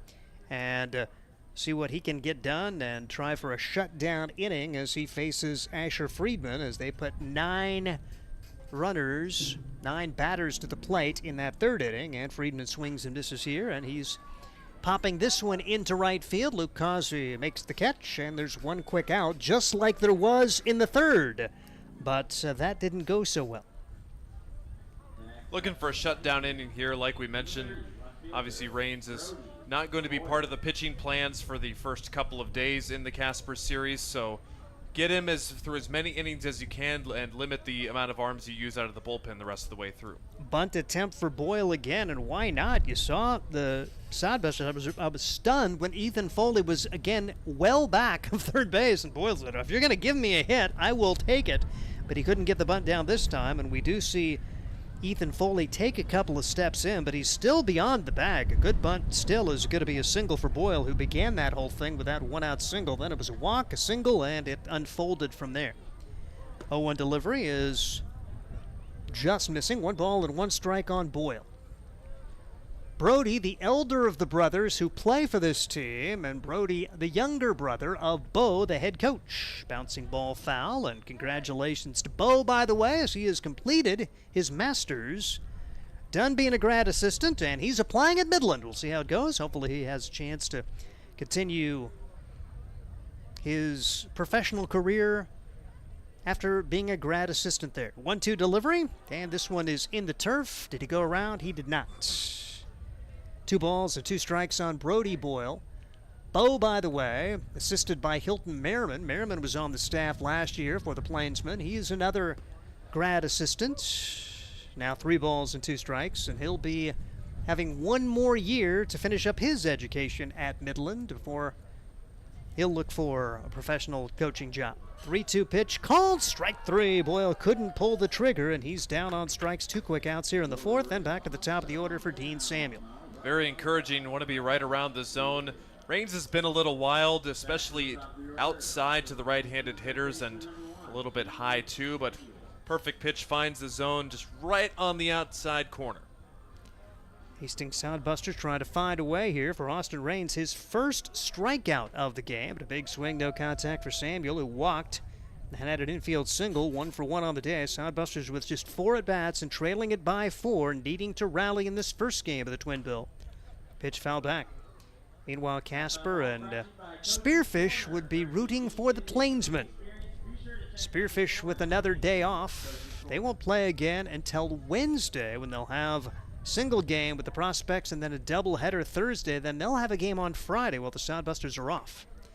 So as you look at the end of this first half, the Sodbusters 5 games, including the 2 today. Spearfish has 4 more. Casper now with 4 more after they lost 10-6 earlier today. 1-2 delivery. Cold strike 3. And Austin Raines rights the ship with a 1-2-3 fourth. Sodbusters need to get the bats going with their 3, 4, and 5 hitters coming up. They trail at 5-1. This is Sodbuster Baseball. Hi, I'm a baseball umpire. My job can get pretty stressful. I have to keep my eyes open at all times, and if I don't make the right call, people boo me. So to relax, I visit a Nebraska lottery retailer like this one and buy some scratch tickets. It always calms me down. Hey, you cut in line. I did not. All right, you're out of here. Hey, he didn't cut. All right, you're out of here. I feel better already. The Nebraska Lottery. Top prize odds vary by game. There's nothing like relaxing on a summer day. Nothing like taking in a Hastings Sodbuster baseball game. And there's nothing like an ice-cold Pepsi to make the day perfect. Pepsi Cola of Hastings wants to make your nothing like be the best day it can be, whatever the occasion. Enjoy your favorite refreshing Pepsi product throughout the Sodbuster season and make your nothing like memories. Pepsi Cola of Hastings, a proud sponsor of Hastings Sodbuster Baseball. Out of the bottom half of inning number 4, Sodbusters with some work to do as they trail it by a score of 5-1. They scored a run on 1 hit in the first, but giving up 5 runs. Just 1 of those earned in the third, and that's the difference in the game. 7-inning contest, so it's getting late. See what Weston Johnston can get done. It's Steve Stein, Ryan Valenta from Duncan Field. Johnston had the hit with the most authority today as he had a double, and he's first pitch swinging here and pulls it foul over by the Sodbuster dugout. No balls and a strike on Weston Johnston. Been one of the standout players for this Hastings team. 9 multi-hit games, including a 3-hit contest against Oahe back on May 27th when he went 3 for 5, a double and 4 runs scored. Watches this one go by a little bit high for ball 1. Love the approach for Ben Riker. Gets it, throws it. He has been around the zone. Just 1 walk on the day, allowed 2 hits. And with the wind blowing in, he's done what he's needed to do. And pitch taken upstairs for ball 2. And his defense has not let him down. Plainsmen, through their first 2 games, didn't have an error in the opener and an 11-4 loss. They had only 1 error in a 5-0 setback to Fremont, but then 6 errors each of the last 2 days, 12 total errors. You knew they probably were a little better than that, and they've certainly shown that today. Really good play by the second baseman, Ivan Gomez, up the middle, and a gun from Amari Hackett out in right field. And then, of course, when your starting pitcher is striking out 5 in a row, the defense looks pretty good because there's not any balls put in play. So now 2 balls and 2 strikes on Weston Johnston. First man to bat for the Sodbusters, just looking for base runners here. Down by 4. Here's the pitch. Swing and a miss. Like I say, defense is really academic when 7 guys have struck out and we're only in the 4th. Yeah, like you mentioned, just trying to get base runners. It's just common in the basic mindset to want to be the hero to get things started, but just staying simple with your approach. You don't need that huge double. Just need to get on base, whether that's working a 7 or 8 pitch walk or just slapping something into the outfield. Just got to keep the line moving and be selfless here. Joey Hecker swings and misses. He struck out his first time up. He was the first of the 5 consecutive strikeouts for Reinker beginning back in the first inning. Sodbusters figuring they could get multiple runs back in that first when they had a runner home and a runner at second and only 1 man out, and really nothing threatening since. 2 quick strikes on Joey Hecker, making his Sodbuster debut. The Washington State recruit playing at home. Pullman, Washington guy. 1-2 delivery. Strike 3. Wow. 3 pitches, 3 strikes, and Reinker certainly looking like he's got what it takes to go the distance here. 61 pitches thrown coming into that particular delivery, and Zane Wilson, who struck out his first time up, see if he can put the ball in play or find a way on. There is action for the Hastings Sodbusters behind Austin Raines. Here's the pitch, and this one is bounced right through the legs of Reinker. There is a 2-out hit for Zane Wilson. So good to see Zane come through. He had a hit yesterday and an RBI. That was Jackson Crane pinch hitting, it looks like, because the right-handed bat, opposed to the left-handed bat, knew the Sodbusters would trade out some guys, just trying to get some other players in.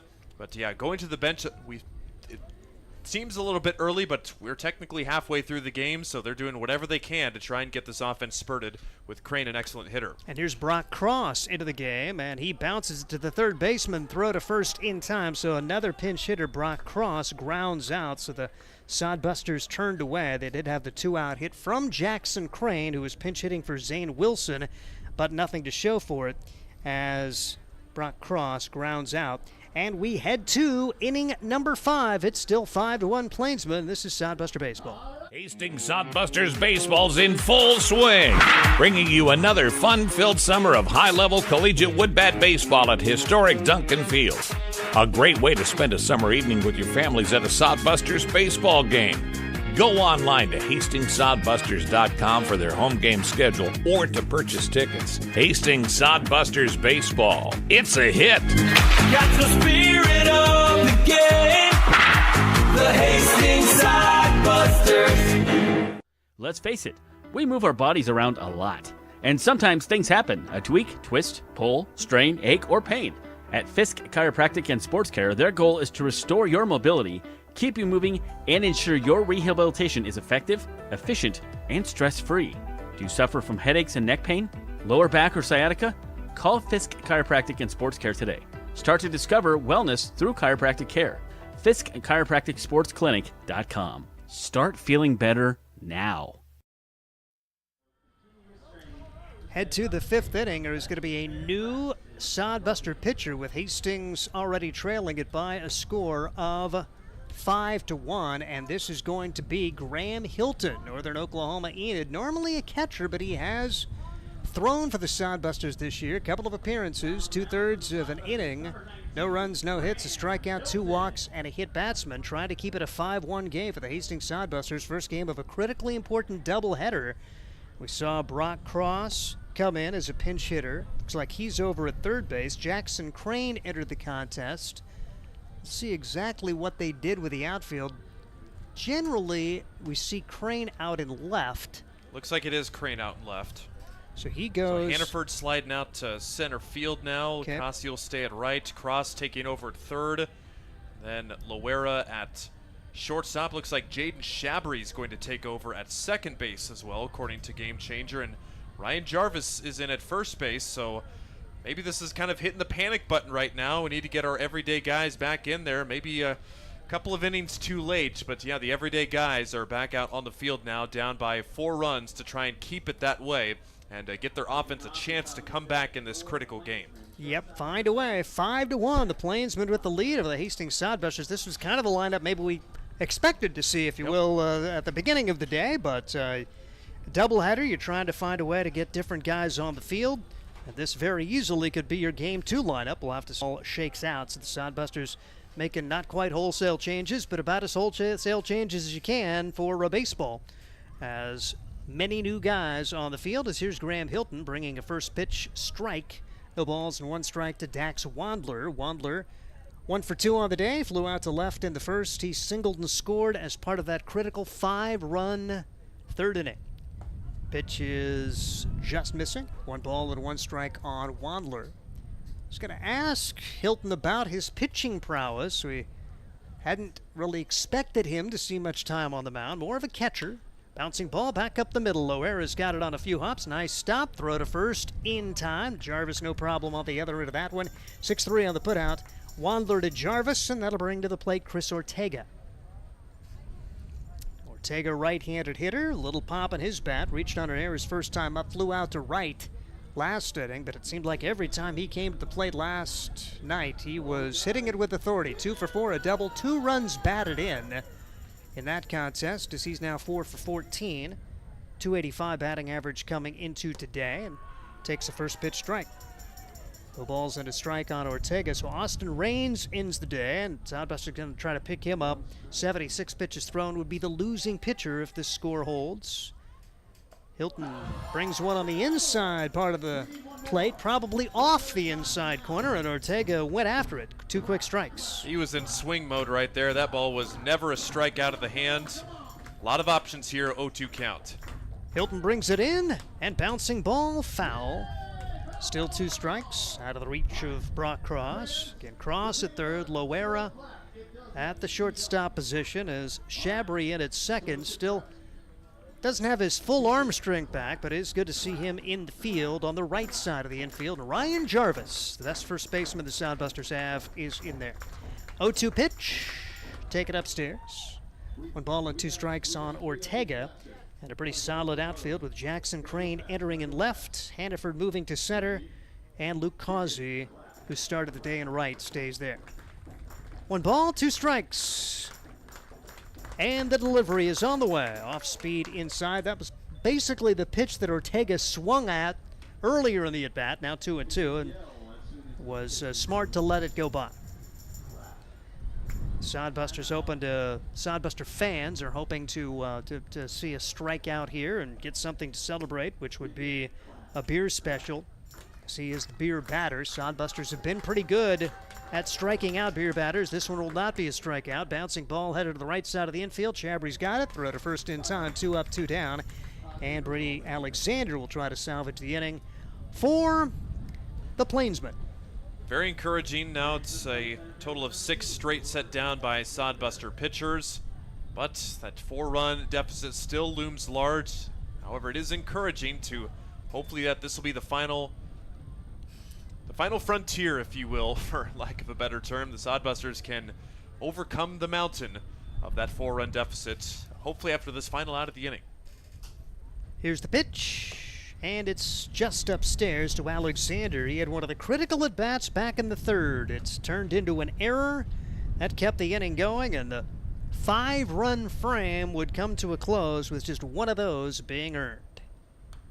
Pitch fouled back, 1 ball and 1 strike. Also grounded into a 6-3 double play. Hit it with some authority up the middle. And the Sodbusters' Christian Loera made an outstanding play to stop it, step on the bag, and throw him out at first. 1-1 delivery. Upstairs for ball 2, 2 balls and a strike on Brady Alexander, the Ohio University Bobcat. 2-1 delivery. Didn't mean to, swung at that one, at one well out of the zone. 2 balls and 2 strikes as Graham Hilton trying to put up a 1-2-3 inning and keep it 5-1 in favor of the Plainsmen. That's what we call a sword. 2-2 pitch. Just got a piece of that one, set it back to the screen. It remains 2 balls and 2 strikes on Alexander. He's from Pennsylvania, but playing college ball in Ohio and summer ball in Nebraska. 2-2 delivery on the way. Upstairs for ball 3. 3-2 now on Alexander. A ground out to the shortstop from Wandler. A ground out to the second baseman from Ortega. And a 3-2 count as Hilton winds and delivers. Taken upstairs, 2-out walk. So Alexander aboard for Amari Hackett. Don't like to see that. The way Hackett swung the bat yesterday, flew out to right his first time up, hit by a pitch, and scored in that critical 3rd inning. Yeah, a bit discouraging there. You're way ahead in the counts. You lose them on a walk, but still you've got 2 outs here, 1 pitch away from getting out of this inning, get your offense back up there. Amari Hackett, incoming freshman, high school grad, and committing to Maryland Eastern Shore. Takes strike 1, 2 balls and a strike on Hackett. All 3 of his hits in the early part of the season coming against the Sodbusters. Bounces this one back up the middle. Shabry's got it. Dishes to second for the short way as caught by the shortstop Loera. Steps on the bag to force Alexander. 4-6 to put out there. Hackett ends the inning on a fielder's choice. No runs, no hits. 1 man left, and we head to the bottom half of inning number 5. Sodbusters trail at 5-1, and this is Sodbuster Baseball. At Hastings College, we celebrate all the ways you shine. From more than 20 athletic teams to band, choir, theater, and art, plus esports, creative writing, speech, and media. Join in to earn a scholarship and find your people, the friends you'll hang out and have fun with. It's what makes Hastings great. So check out Hastings College. where your experience matters, in the classroom and in the activities you love to do. Visit us at hastings.edu. Core CPAs is your locally owned, full-service accounting firm. Our team of professionals have years of accounting experience and focus on building in-depth relationships with our clients. Our comprehensive and customized solutions are tailored to your specific needs. We pride ourselves in our commitment to integrity, objectivity, and professionalism. At Core CPAs, we provide tax services, payroll, bookkeeping, assurance and financial reporting, and much more. Visit our website at corecpas.us. At the bottom half of inning number 5, as Ryan Jarvis gets his first plate appearance in a little while. Good to see him back in the lineup. Ryan Jarvis came in as a defensive replacement, and critically important couple of innings here for this Hastings Sodbuster squad. 3 more chances against the Plainsmen, down 5-1. Just the guy you like to see up there when you're trying to mount a comeback. Ben Reinker brings a first pitch strike, and he has been really good so far, as 2/3 of his pitches strike today. That was pitch number 65, and 0-1 pitch is bounced to the right side. Charging, fielding, throwing, Ivan Gomez, and there's 1 quick out here in the 5th. It's Ryan Jarvis, 0 for 1, and Sodbusters will have Jaden Shabry coming to the plate. He again came in defensively, and will get his first at-bat of the day for the Hastings Sodbusters. Shabry, high school grad. Bouncing ball back up the middle, could be trouble. The shortstop, though, gets it behind the bag. The throw is in time.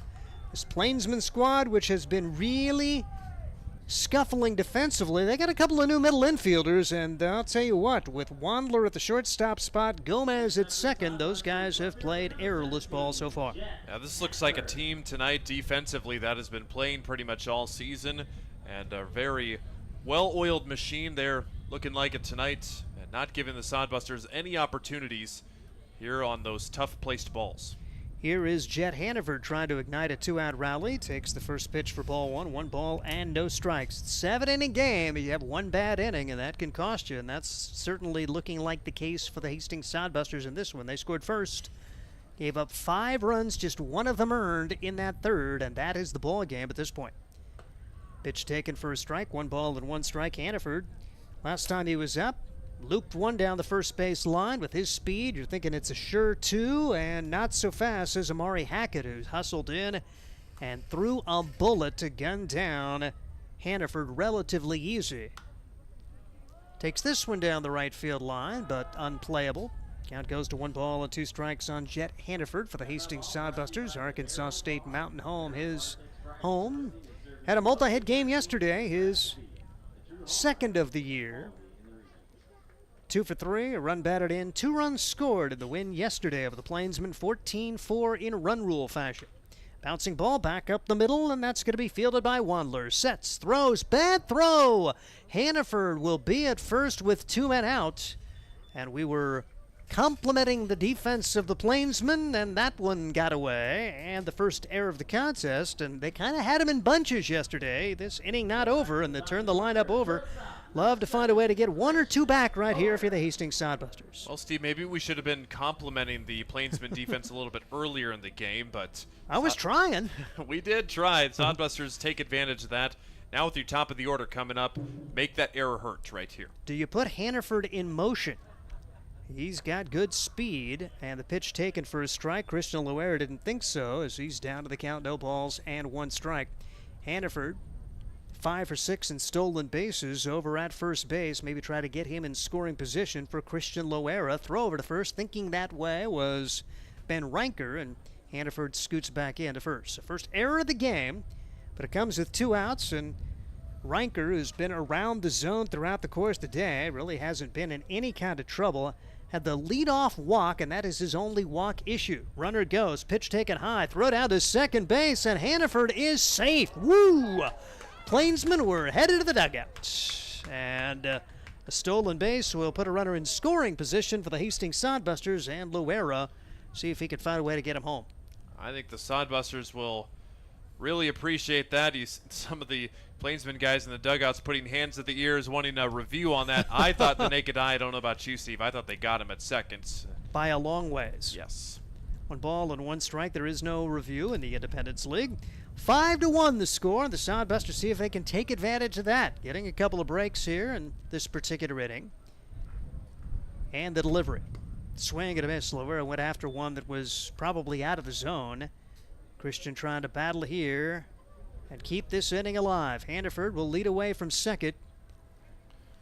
And Loera trying to bring him home with a hit to the outfield.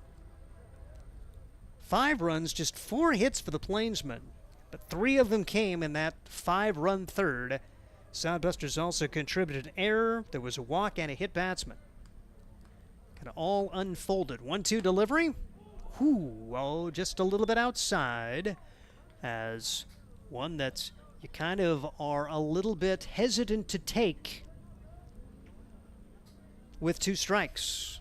Now 2-2 with 2 outs. Runner at second. And the pitch. Swing and a miss. So after all of that, the Sodbusters cannot score. No runs, no hits, 1 error, and 1 man left when we head to the 6th. Sodbusters trail at 5-1. This is Sodbuster Baseball. Blue Fork Kitchen features elevated comfort food in a family-friendly, fast casual environment. With a full menu, you can sit down for a nice meal or order online for pickup. From salads and wraps to burgers and steaks, Blue Fork Kitchen has your kind of food. Open Tuesday through Thursday, 11 to 9 p.m., and Friday and Saturday, 11 to 10 p.m., with a special brunch buffet Sunday from 9 to 2 p.m. Blue Fork Kitchen is located in the Cimarron Plaza, 38th and Osborne Drive in Hastings. Like them on Facebook.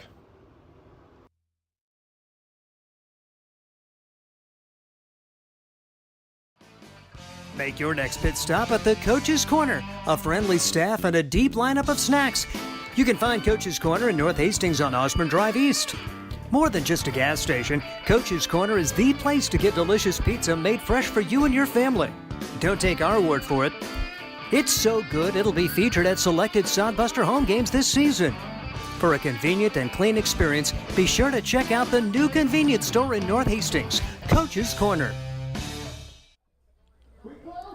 We head to inning number 6. The Hastings Sodbusters with some work to do. First things first, trying to put a 0 on the board with Graham Hilton. And let's take it home with the man, Ryan Valenta. Find a way. Find a way, buddy. Let's hopefully these kids find a way to not blow away. We had a sniper down at third base. Check out the sail. Oh, this has to be a joke. He's going to be airborne. Oh, the kid in yellow is going to beat him home. Unbelievable. That's all right, how folks, windy it is. We've been telling you how windy it is all day. And there it is right there. That kid in green was like a parachute almost, just being taken aback by the wind. That's crazy right there. One of the many fun on-field contests for the kiddos here, and more contests of all ages here at Duncan Field. But for the Hastings Sodbusters, they need to find a way to keep these zeros on the scoreboard with Graham Hilton still on the mound. Their offense has been pretty much all the way shut down since their very first run in the first inning. 5-1, Plainsmen getting all 5 of their runs in the third. Ivan Gomez to lead things off against Graham Hilton. He's back out for his second inning of work. Hilton worked a clean 5th frame, allowed a walk, a 2-out walk, but then otherwise got 3 groundouts. Gomez today, he made the third inning hurt with a 2 RBI double. Floaters right in there for strike 2 on the curveball from Graham Hilton. Just the 3rd time that he's pitched this year, and the first time that he has gone more than a third of an or 2/3 of an inning. 0-2 fouled back to the screen to remain 0-2. Hilton pitched 5 days ago, only a third of an inning, then pitched on the 15th, so then a week ago.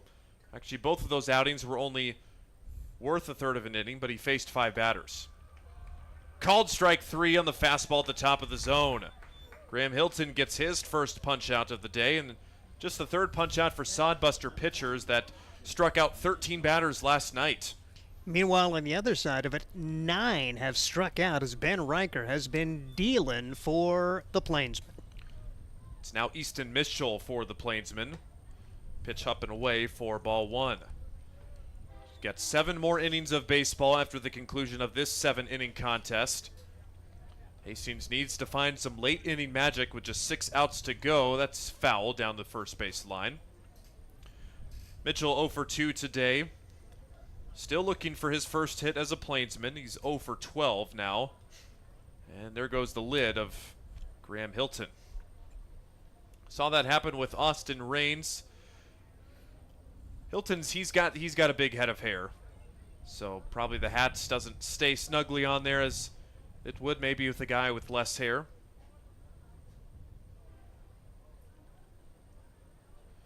Again, the wind is blowing straight in from right field. Everything sent that way has been struck down with a hammer. That's a deep fly ball down the foul line. Jackson Crane drifting into foul territory. He's got plenty of room to make the catch for out number 2. Good to see Jackson out there. Played it well, battled the sun, and no problem for Jackson Crane, who came in defensively for the Hastings Sodbusters and actually came in as a pinch hitter and has one of the 3 Sodbuster hits. Sodbusters just with those 3 hits.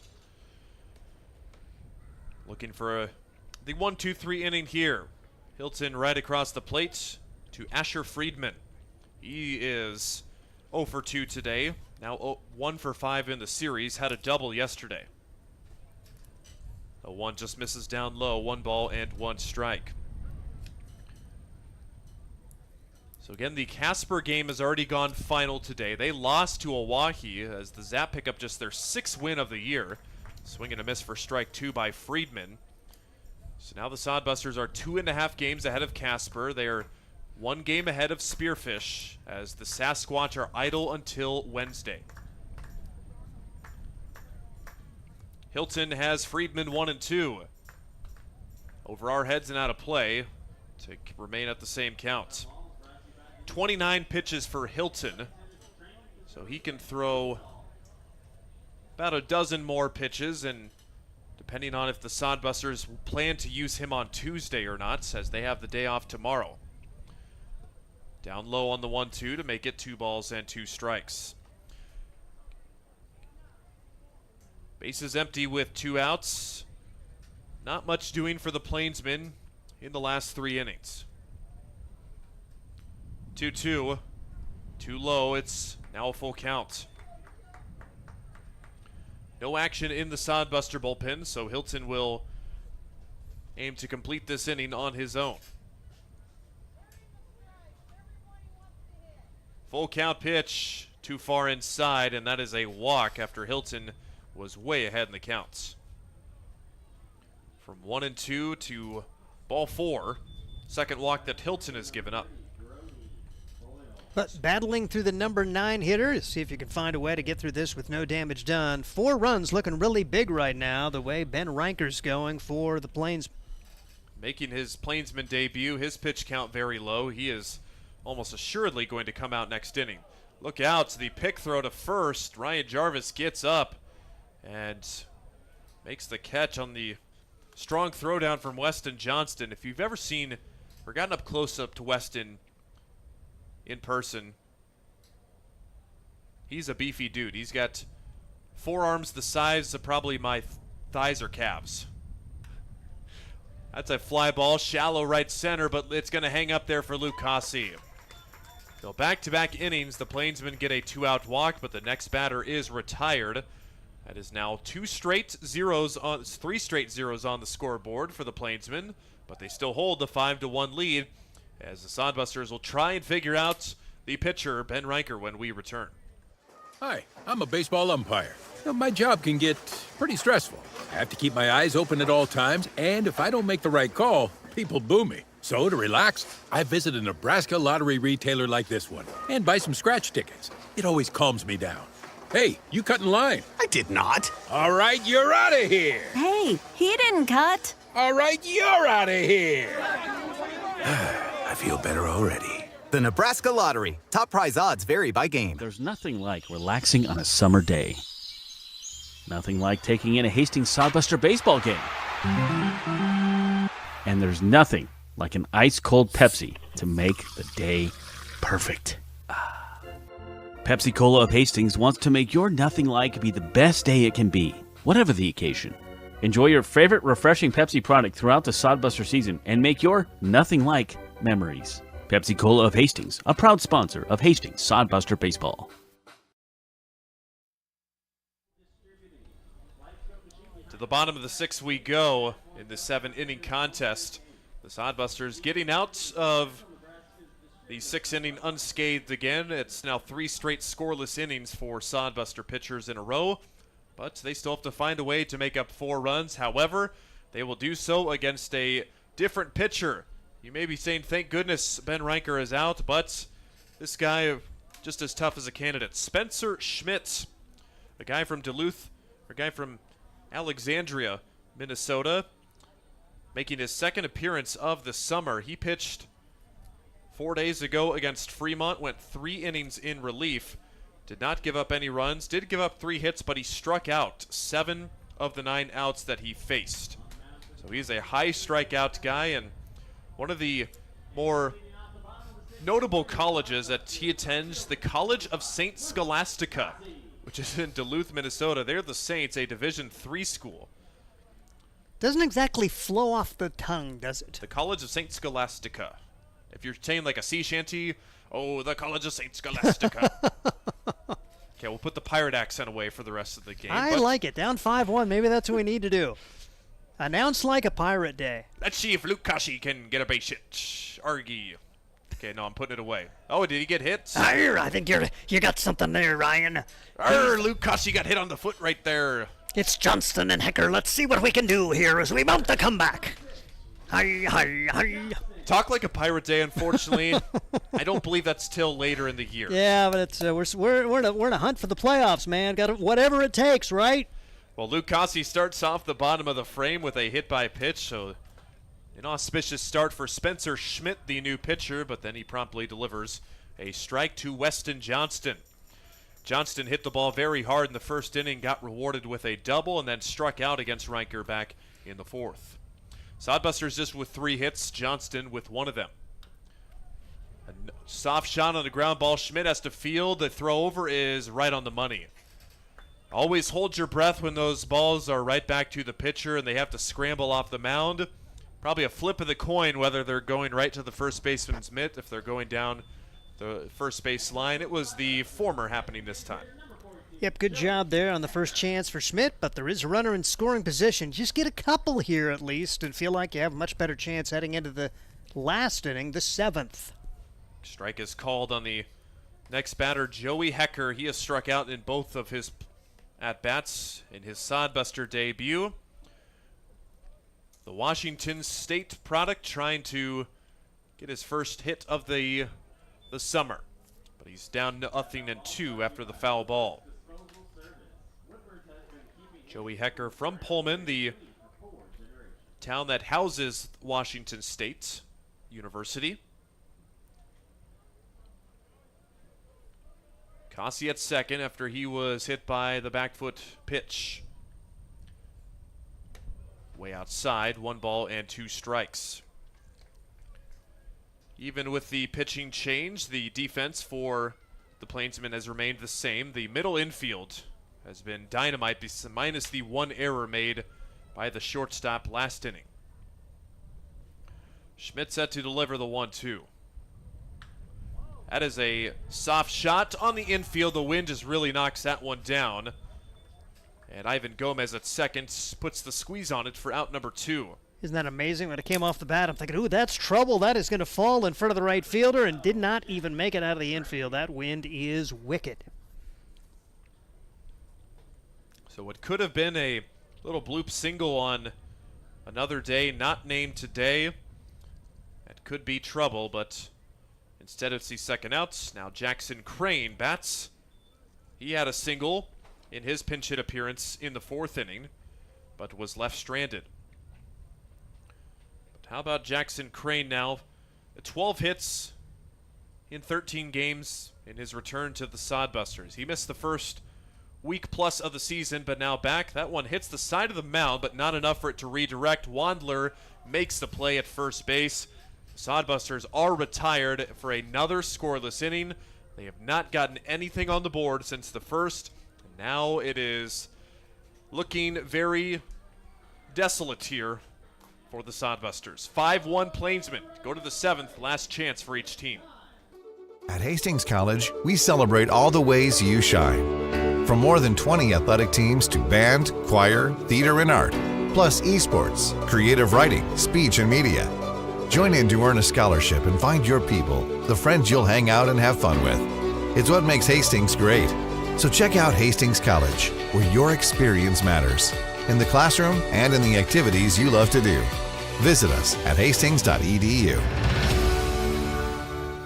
CPAs is your locally owned, full-service accounting firm. Our team of professionals have years of accounting experience and focus on building in-depth relationships with our clients. Our comprehensive and customized solutions are tailored to your specific needs. We pride ourselves in our commitment to integrity, objectivity, and professionalism. At Core CPAs, we provide tax services, payroll, bookkeeping, assurance and financial reporting, and much more. Visit our website at corecpas.us. 7th inning, the final inning of this 7-inning contest, our first of a 2-game doubleheader here. As Graham Hilton will try and shut down the Plainsmen for one final inning, only 2 half innings with runs on the scoreboard. Sodbusters getting the one all the way back in the bottom of the first inning, and the Plainsmen with their 5-run third inning. That came on 3 hits. Sodbusters made an error. Had a walk, had a hit by pitch. 9 to the plate for the Plainsmen that inning, but that was it. Certainly could have been more. Sodbusters not able to capitalize in the past couple of innings, getting a runner into scoring position both times, but not able to bring them home. To lead off the 7th inning, top of the order, Dean Samuel, Dax Wandler, and Chris Ortega for the Plainsmen. That one got away from Hilton. Just a bit outside, or inside rather. Hilton says, that ball's, I don't like that ball. I was trying to throw it away in the first place. Although it probably was oblong now, you probably would have got some great action on it. So it's a 2-0 count. Dean Samuel, his 4th time up today. He's walked, he's singled, and struck out. That single was back in the first, walked and scored in the third, and struck out in the 4th. Samuel up to 4 hits in his Plainsman summer so far, and it's a 4-pitch walk to start off the 7th. No action behind Hilton. You really don't want to have to use another one, but you'd really like to keep it 4. You feel like you got a fighting chance if you keep it at 4. It really gets wicked if you're down by more than a grand slam coming into your final at bat. And no grand slams going to be happening here today. No. Unless fielder tries to miraculously dive at one and inside the Parker. But just with the way the wind is blowing, almost nothing's going to get past any outfielder here for the rest of this day. Here is the shortstop, Dax Wandler. He swings and misses. Breaking ball by Hilton. It's the beauty of it, too. You have your traditional pitchers on the roster that do not hit. Then you've got your guys that can play both ways of the ball. Sodbusters would be in some serious trouble if they didn't have guys like Graham Hilton on the team, especially at this moment in the season. Wandler with a 1-1 count. Samuel after the walk, he's at first. Big swing and a miss. 1 ball and 2 strikes. Samuel yet to steal a base this season. Don't think the Plainsmen will try and be making any outs on the base pass, up by 4 runs. But crazier things have happened. 1-2, got him swinging, strike 3. Went with the breaking ball that fell off the table, and Wandler is retired. 2nd strikeout for Hilton today.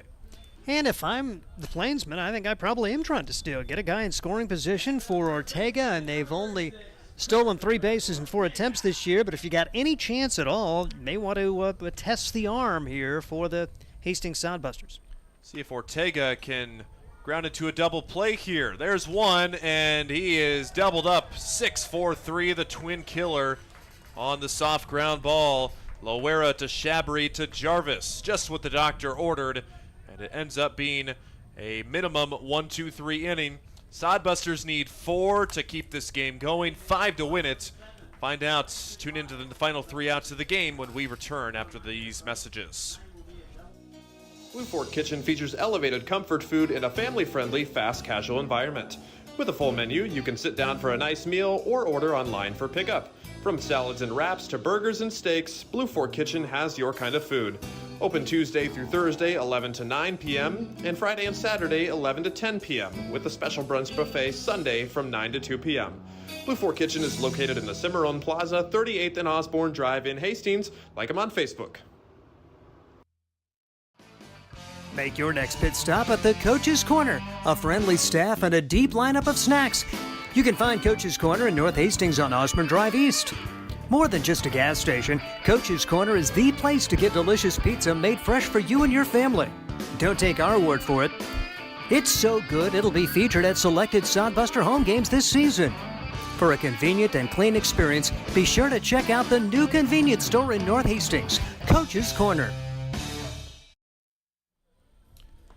Do or die time for the Hastings Sodbusters on the verge of a, well, quite disappointing defeat today. No better way to put it. Had a chance to really separate yourselves from the leaders, or the second place and third place teams in the Independence League, but it appears that unless the Sodbusters can mount a 4-run comeback in the 7th inning, and they will drop this game to the Plainsmen and hand them their first win of the season. It's going to be Brock Cross, Ryan Jarvis, and Jaden Shabry, 6, 7, and 8, due up here, as they will once again go against Spencer Schmidt to start things off. Cross watches strike 1 go by. He grounded out to third base in his pinch hit appearance in the 4th. Again, the Sodbusters using some of their guys that haven't seen a ton of playing time this year to start off the game, and then in the 4th inning, Coach Printer started making the subs, realizing that we need to get our dudes in here to try and mount a comeback. Cross is quickly down, 0-2. Pitch misses outside. It's 1 ball and 2 strikes. Again, no matter what happens at the end of this one, stick around after we sign off. We'll have our another game in about 30 minutes. We'll take about a 20-minute break and have a different live stream and bring you back with the second game of this doubleheader. Cross now back in the count, 2 balls and 2 strikes. Plainsmen trying to steal this one here and have that 5-run 3rd inning be enough. Back to the screen, and the count is now run full. Spencer Schmidt, a guy we told you had big strikeout stuff, did not strike out anybody in the 6th. Time is called right before the pitch is thrown. Looks like Cross had something fly into his eye. Jim Langen grants him time. The high winds, lots of blowing stuff here this evening. Payoff pitch. Got him swinging on a pitch that was well outside of the zone.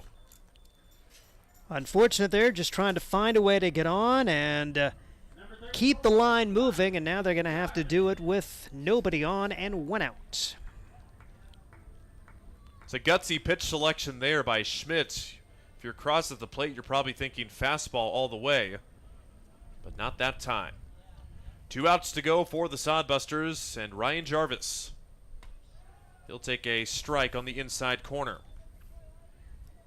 Jarvis's first time playing in 3 days. He's gotten the past couple of days off. Fouled back to the screen. Appeared against Spearfish last on Thursday. Appeared in all the road games, and Ryan Jarvis, he's got a 6-game hit streak compiled right now in games where he has started. Couple of doubles in those. He's driven in 4 runs in that span as well. 0-2 whacked on the ground past Ortega at first, and Ryan Jarvis will have his 7th game in a row with the hits with a 1-out single here in the 7th. There's a beginning. We'll see if they can get it done with 8, 9, and 1. Have to have 4 here to continue to play. Now the tying run still well in the dugouts at this point. Jaden Shabry will try and keep the line moving.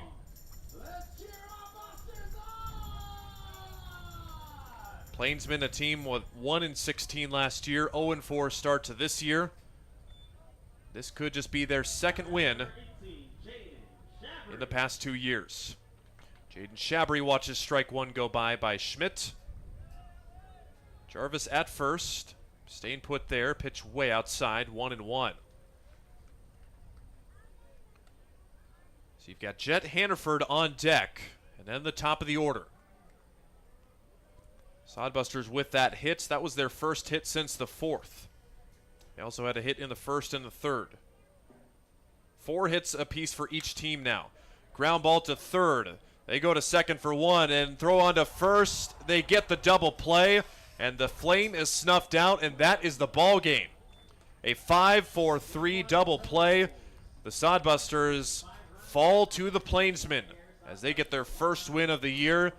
A very disappointing loss for the Hastings Sodbusters this evening as they lose this one, and they now only have a half-game lead on Spearfish for first place in the Independence League standings on a game where they needed this one the most, as they will try and rebound and go for a doubleheader split, as the rubber match of this series, 3-game series, will be after this. We'll take a short break and recap our final thoughts before we get you back to the second game. Hi, I'm a baseball umpire. My job can get pretty stressful. I have to keep my eyes open at all times, and if I don't make the right call, people boo me. So to relax, I visit a Nebraska lottery retailer like this one and buy some scratch tickets. It always calms me down. Hey, you cut in line. I did not. All right, you're out of here. Hey, he didn't cut. All right, you're out of here. I feel better already. The Nebraska Lottery. Top prize odds vary by game. There's nothing like relaxing on a summer day. Nothing like taking in a Hastings Sodbuster baseball game. And there's nothing like an ice-cold Pepsi to make the day perfect. Pepsi Cola of Hastings wants to make your nothing like be the best day it can be, whatever the occasion. Enjoy your favorite refreshing Pepsi product throughout the Sodbuster season and make your nothing like memories. Pepsi Cola of Hastings, a proud sponsor of Hastings Sodbuster Baseball. Well, the Hastings Sodbusters drop this one 5-1 over the Plainsmen, and they fall to a record now of 16-8. The Plainsmen get their first win of the year and improve to 1-5. And the second game of this doubleheader will be roughly 30 minutes from now. It will be a rubber match, as the winner of the next game will take the series here, as the two teams will once again, they will see each other later in the season, the early month of July. It'll be the 4th of July weekend of Saturday, Sunday, and Monday. But this one, by the numbers, 5 runs on 4 hits, 1 error for the Plainsmen, 1 run, 4 hits, and 3 errors for the Hastings Sodbusters. Steve, it was good to get that run in the first inning, but that third inning, when it all started off with a leadoff out, a single, the walk, and the single things kept piling on. Things just wheels kind of fell off the carts. Sodbusters weren't able to put them on after that. 7-inning game, and that's what happens. I mean, you look at the rosters, both sides. You think Hastings probably is better, but this is baseball. I mean, and the Plainsmen, they've got college guys too, and give them credit. They played defense today. The last 2 games they have not, against the Sodbusters and against Fremont, but they came out, played decent defense, and it also helps your defense when your guys are striking out 10 batters in 7 innings. And so, really good job for Reinker. Ben Reinker kind of setting the stage, setting the foundation, just 5 rock-solid innings, and then Spencer Schmidt on to finish it off. He gets another strikeout, but you strike out 10. Your defense really isn't asked to do a whole lot when you've got that many Ks. Tough day for Austin Raines on the mound for the Sodbusters. He takes the loss, going 4 innings. Gave up 4 hits, 5 runs. Only one of them was earned. That was in parts largely to an error on his own accounts, and then an error by the third baseman as well. So some costly errors, and just at the most inopportune time possible, cost the Hastings Sodbusters early in the game in that 3rd inning, which they were not able to recover from. But give a big tip of the hat to Graham Hilton. He goes 3 scoreless innings in relief and does help save the bullpen, so that the Sodbusters will hopefully not have to use too many guys tonight. Then they will get a much-needed day off tomorrow, and hopefully respond well with a Casper series on Tuesday through Saturday. Hits for the Sodbusters: Weston Johnston, Jackson Crane, Ryan Jarvis, Jet Hannaford. Johnston had the double. For the Plainsmen, Dean Saniel, Dax Wandler, Ivan Gomez, and Brody Boyle getting the hits for them. They double had by Gomez. They walked 4 times and struck out 4 times, but as Steve mentioned, the Sodbusters only with 1 walk, and they struck out 10 times. Well, depending on who the pitcher is, it's going to be needing to be a great pitching performance for the Hastings Sodbusters in this Game 2 of the series. Got to have a short memory here, flush this one, and get right back at it. No more room for error as this first half of the end of the first half goes on. We can lament it, the guys can't. But now you look ahead, Spearfish and Casper are smiling, particularly Spearfish. They don't play till Wednesday. Now they're just a half game back. And you look at it now, assuming the Sodbusters win, and you take nothing for granted the way this day is going, you find a way to win, you probably are going to have to win at least 2 in Casper to give yourself a fighting chance to come out on top of the first half. And this is what playoff baseball is all about, if you will. Try to find a win those pressure games down the stretch, and they've certainly got the pressure amped up a little bit after this first game here today. Hopefully that was a wake-up call for the guys, and they will respond with a much better Game 2 of this doubleheader. After all, the series win is on the line when we have this next game of a doubleheader in roughly 30 minutes. We're going to sign off here in just a moment, and then after that, it'll be about 30 minutes. We'll have another broadcast on, so this broadcast will go into the archives, and we'll have a separate one which will be on our YouTube page, so keep in mind for that. Hopefully you have your notifications turned on if you haven't already. Click that bell button so that you'll be notified every time we go live, and you'll never miss a Sodbuster game there. That's going to do it for us right now. Sodbusters will be back at it in 30 minutes. Ryan Valenta, Steve Stein, see you in a moment. Catch the spirit of the game, the Hastings Sodbusters. Get the ultimate fan experience at a Hastings Sodbuster game this summer. Enjoy high-level collegiate summer wood bat baseball at the beautiful and historic Duncan Field in Hastings. Baseball and a whole lot more. Affordable family fun. That's what the Sodbusters and the Independence League are all about. Sodbuster Baseball. It's your team.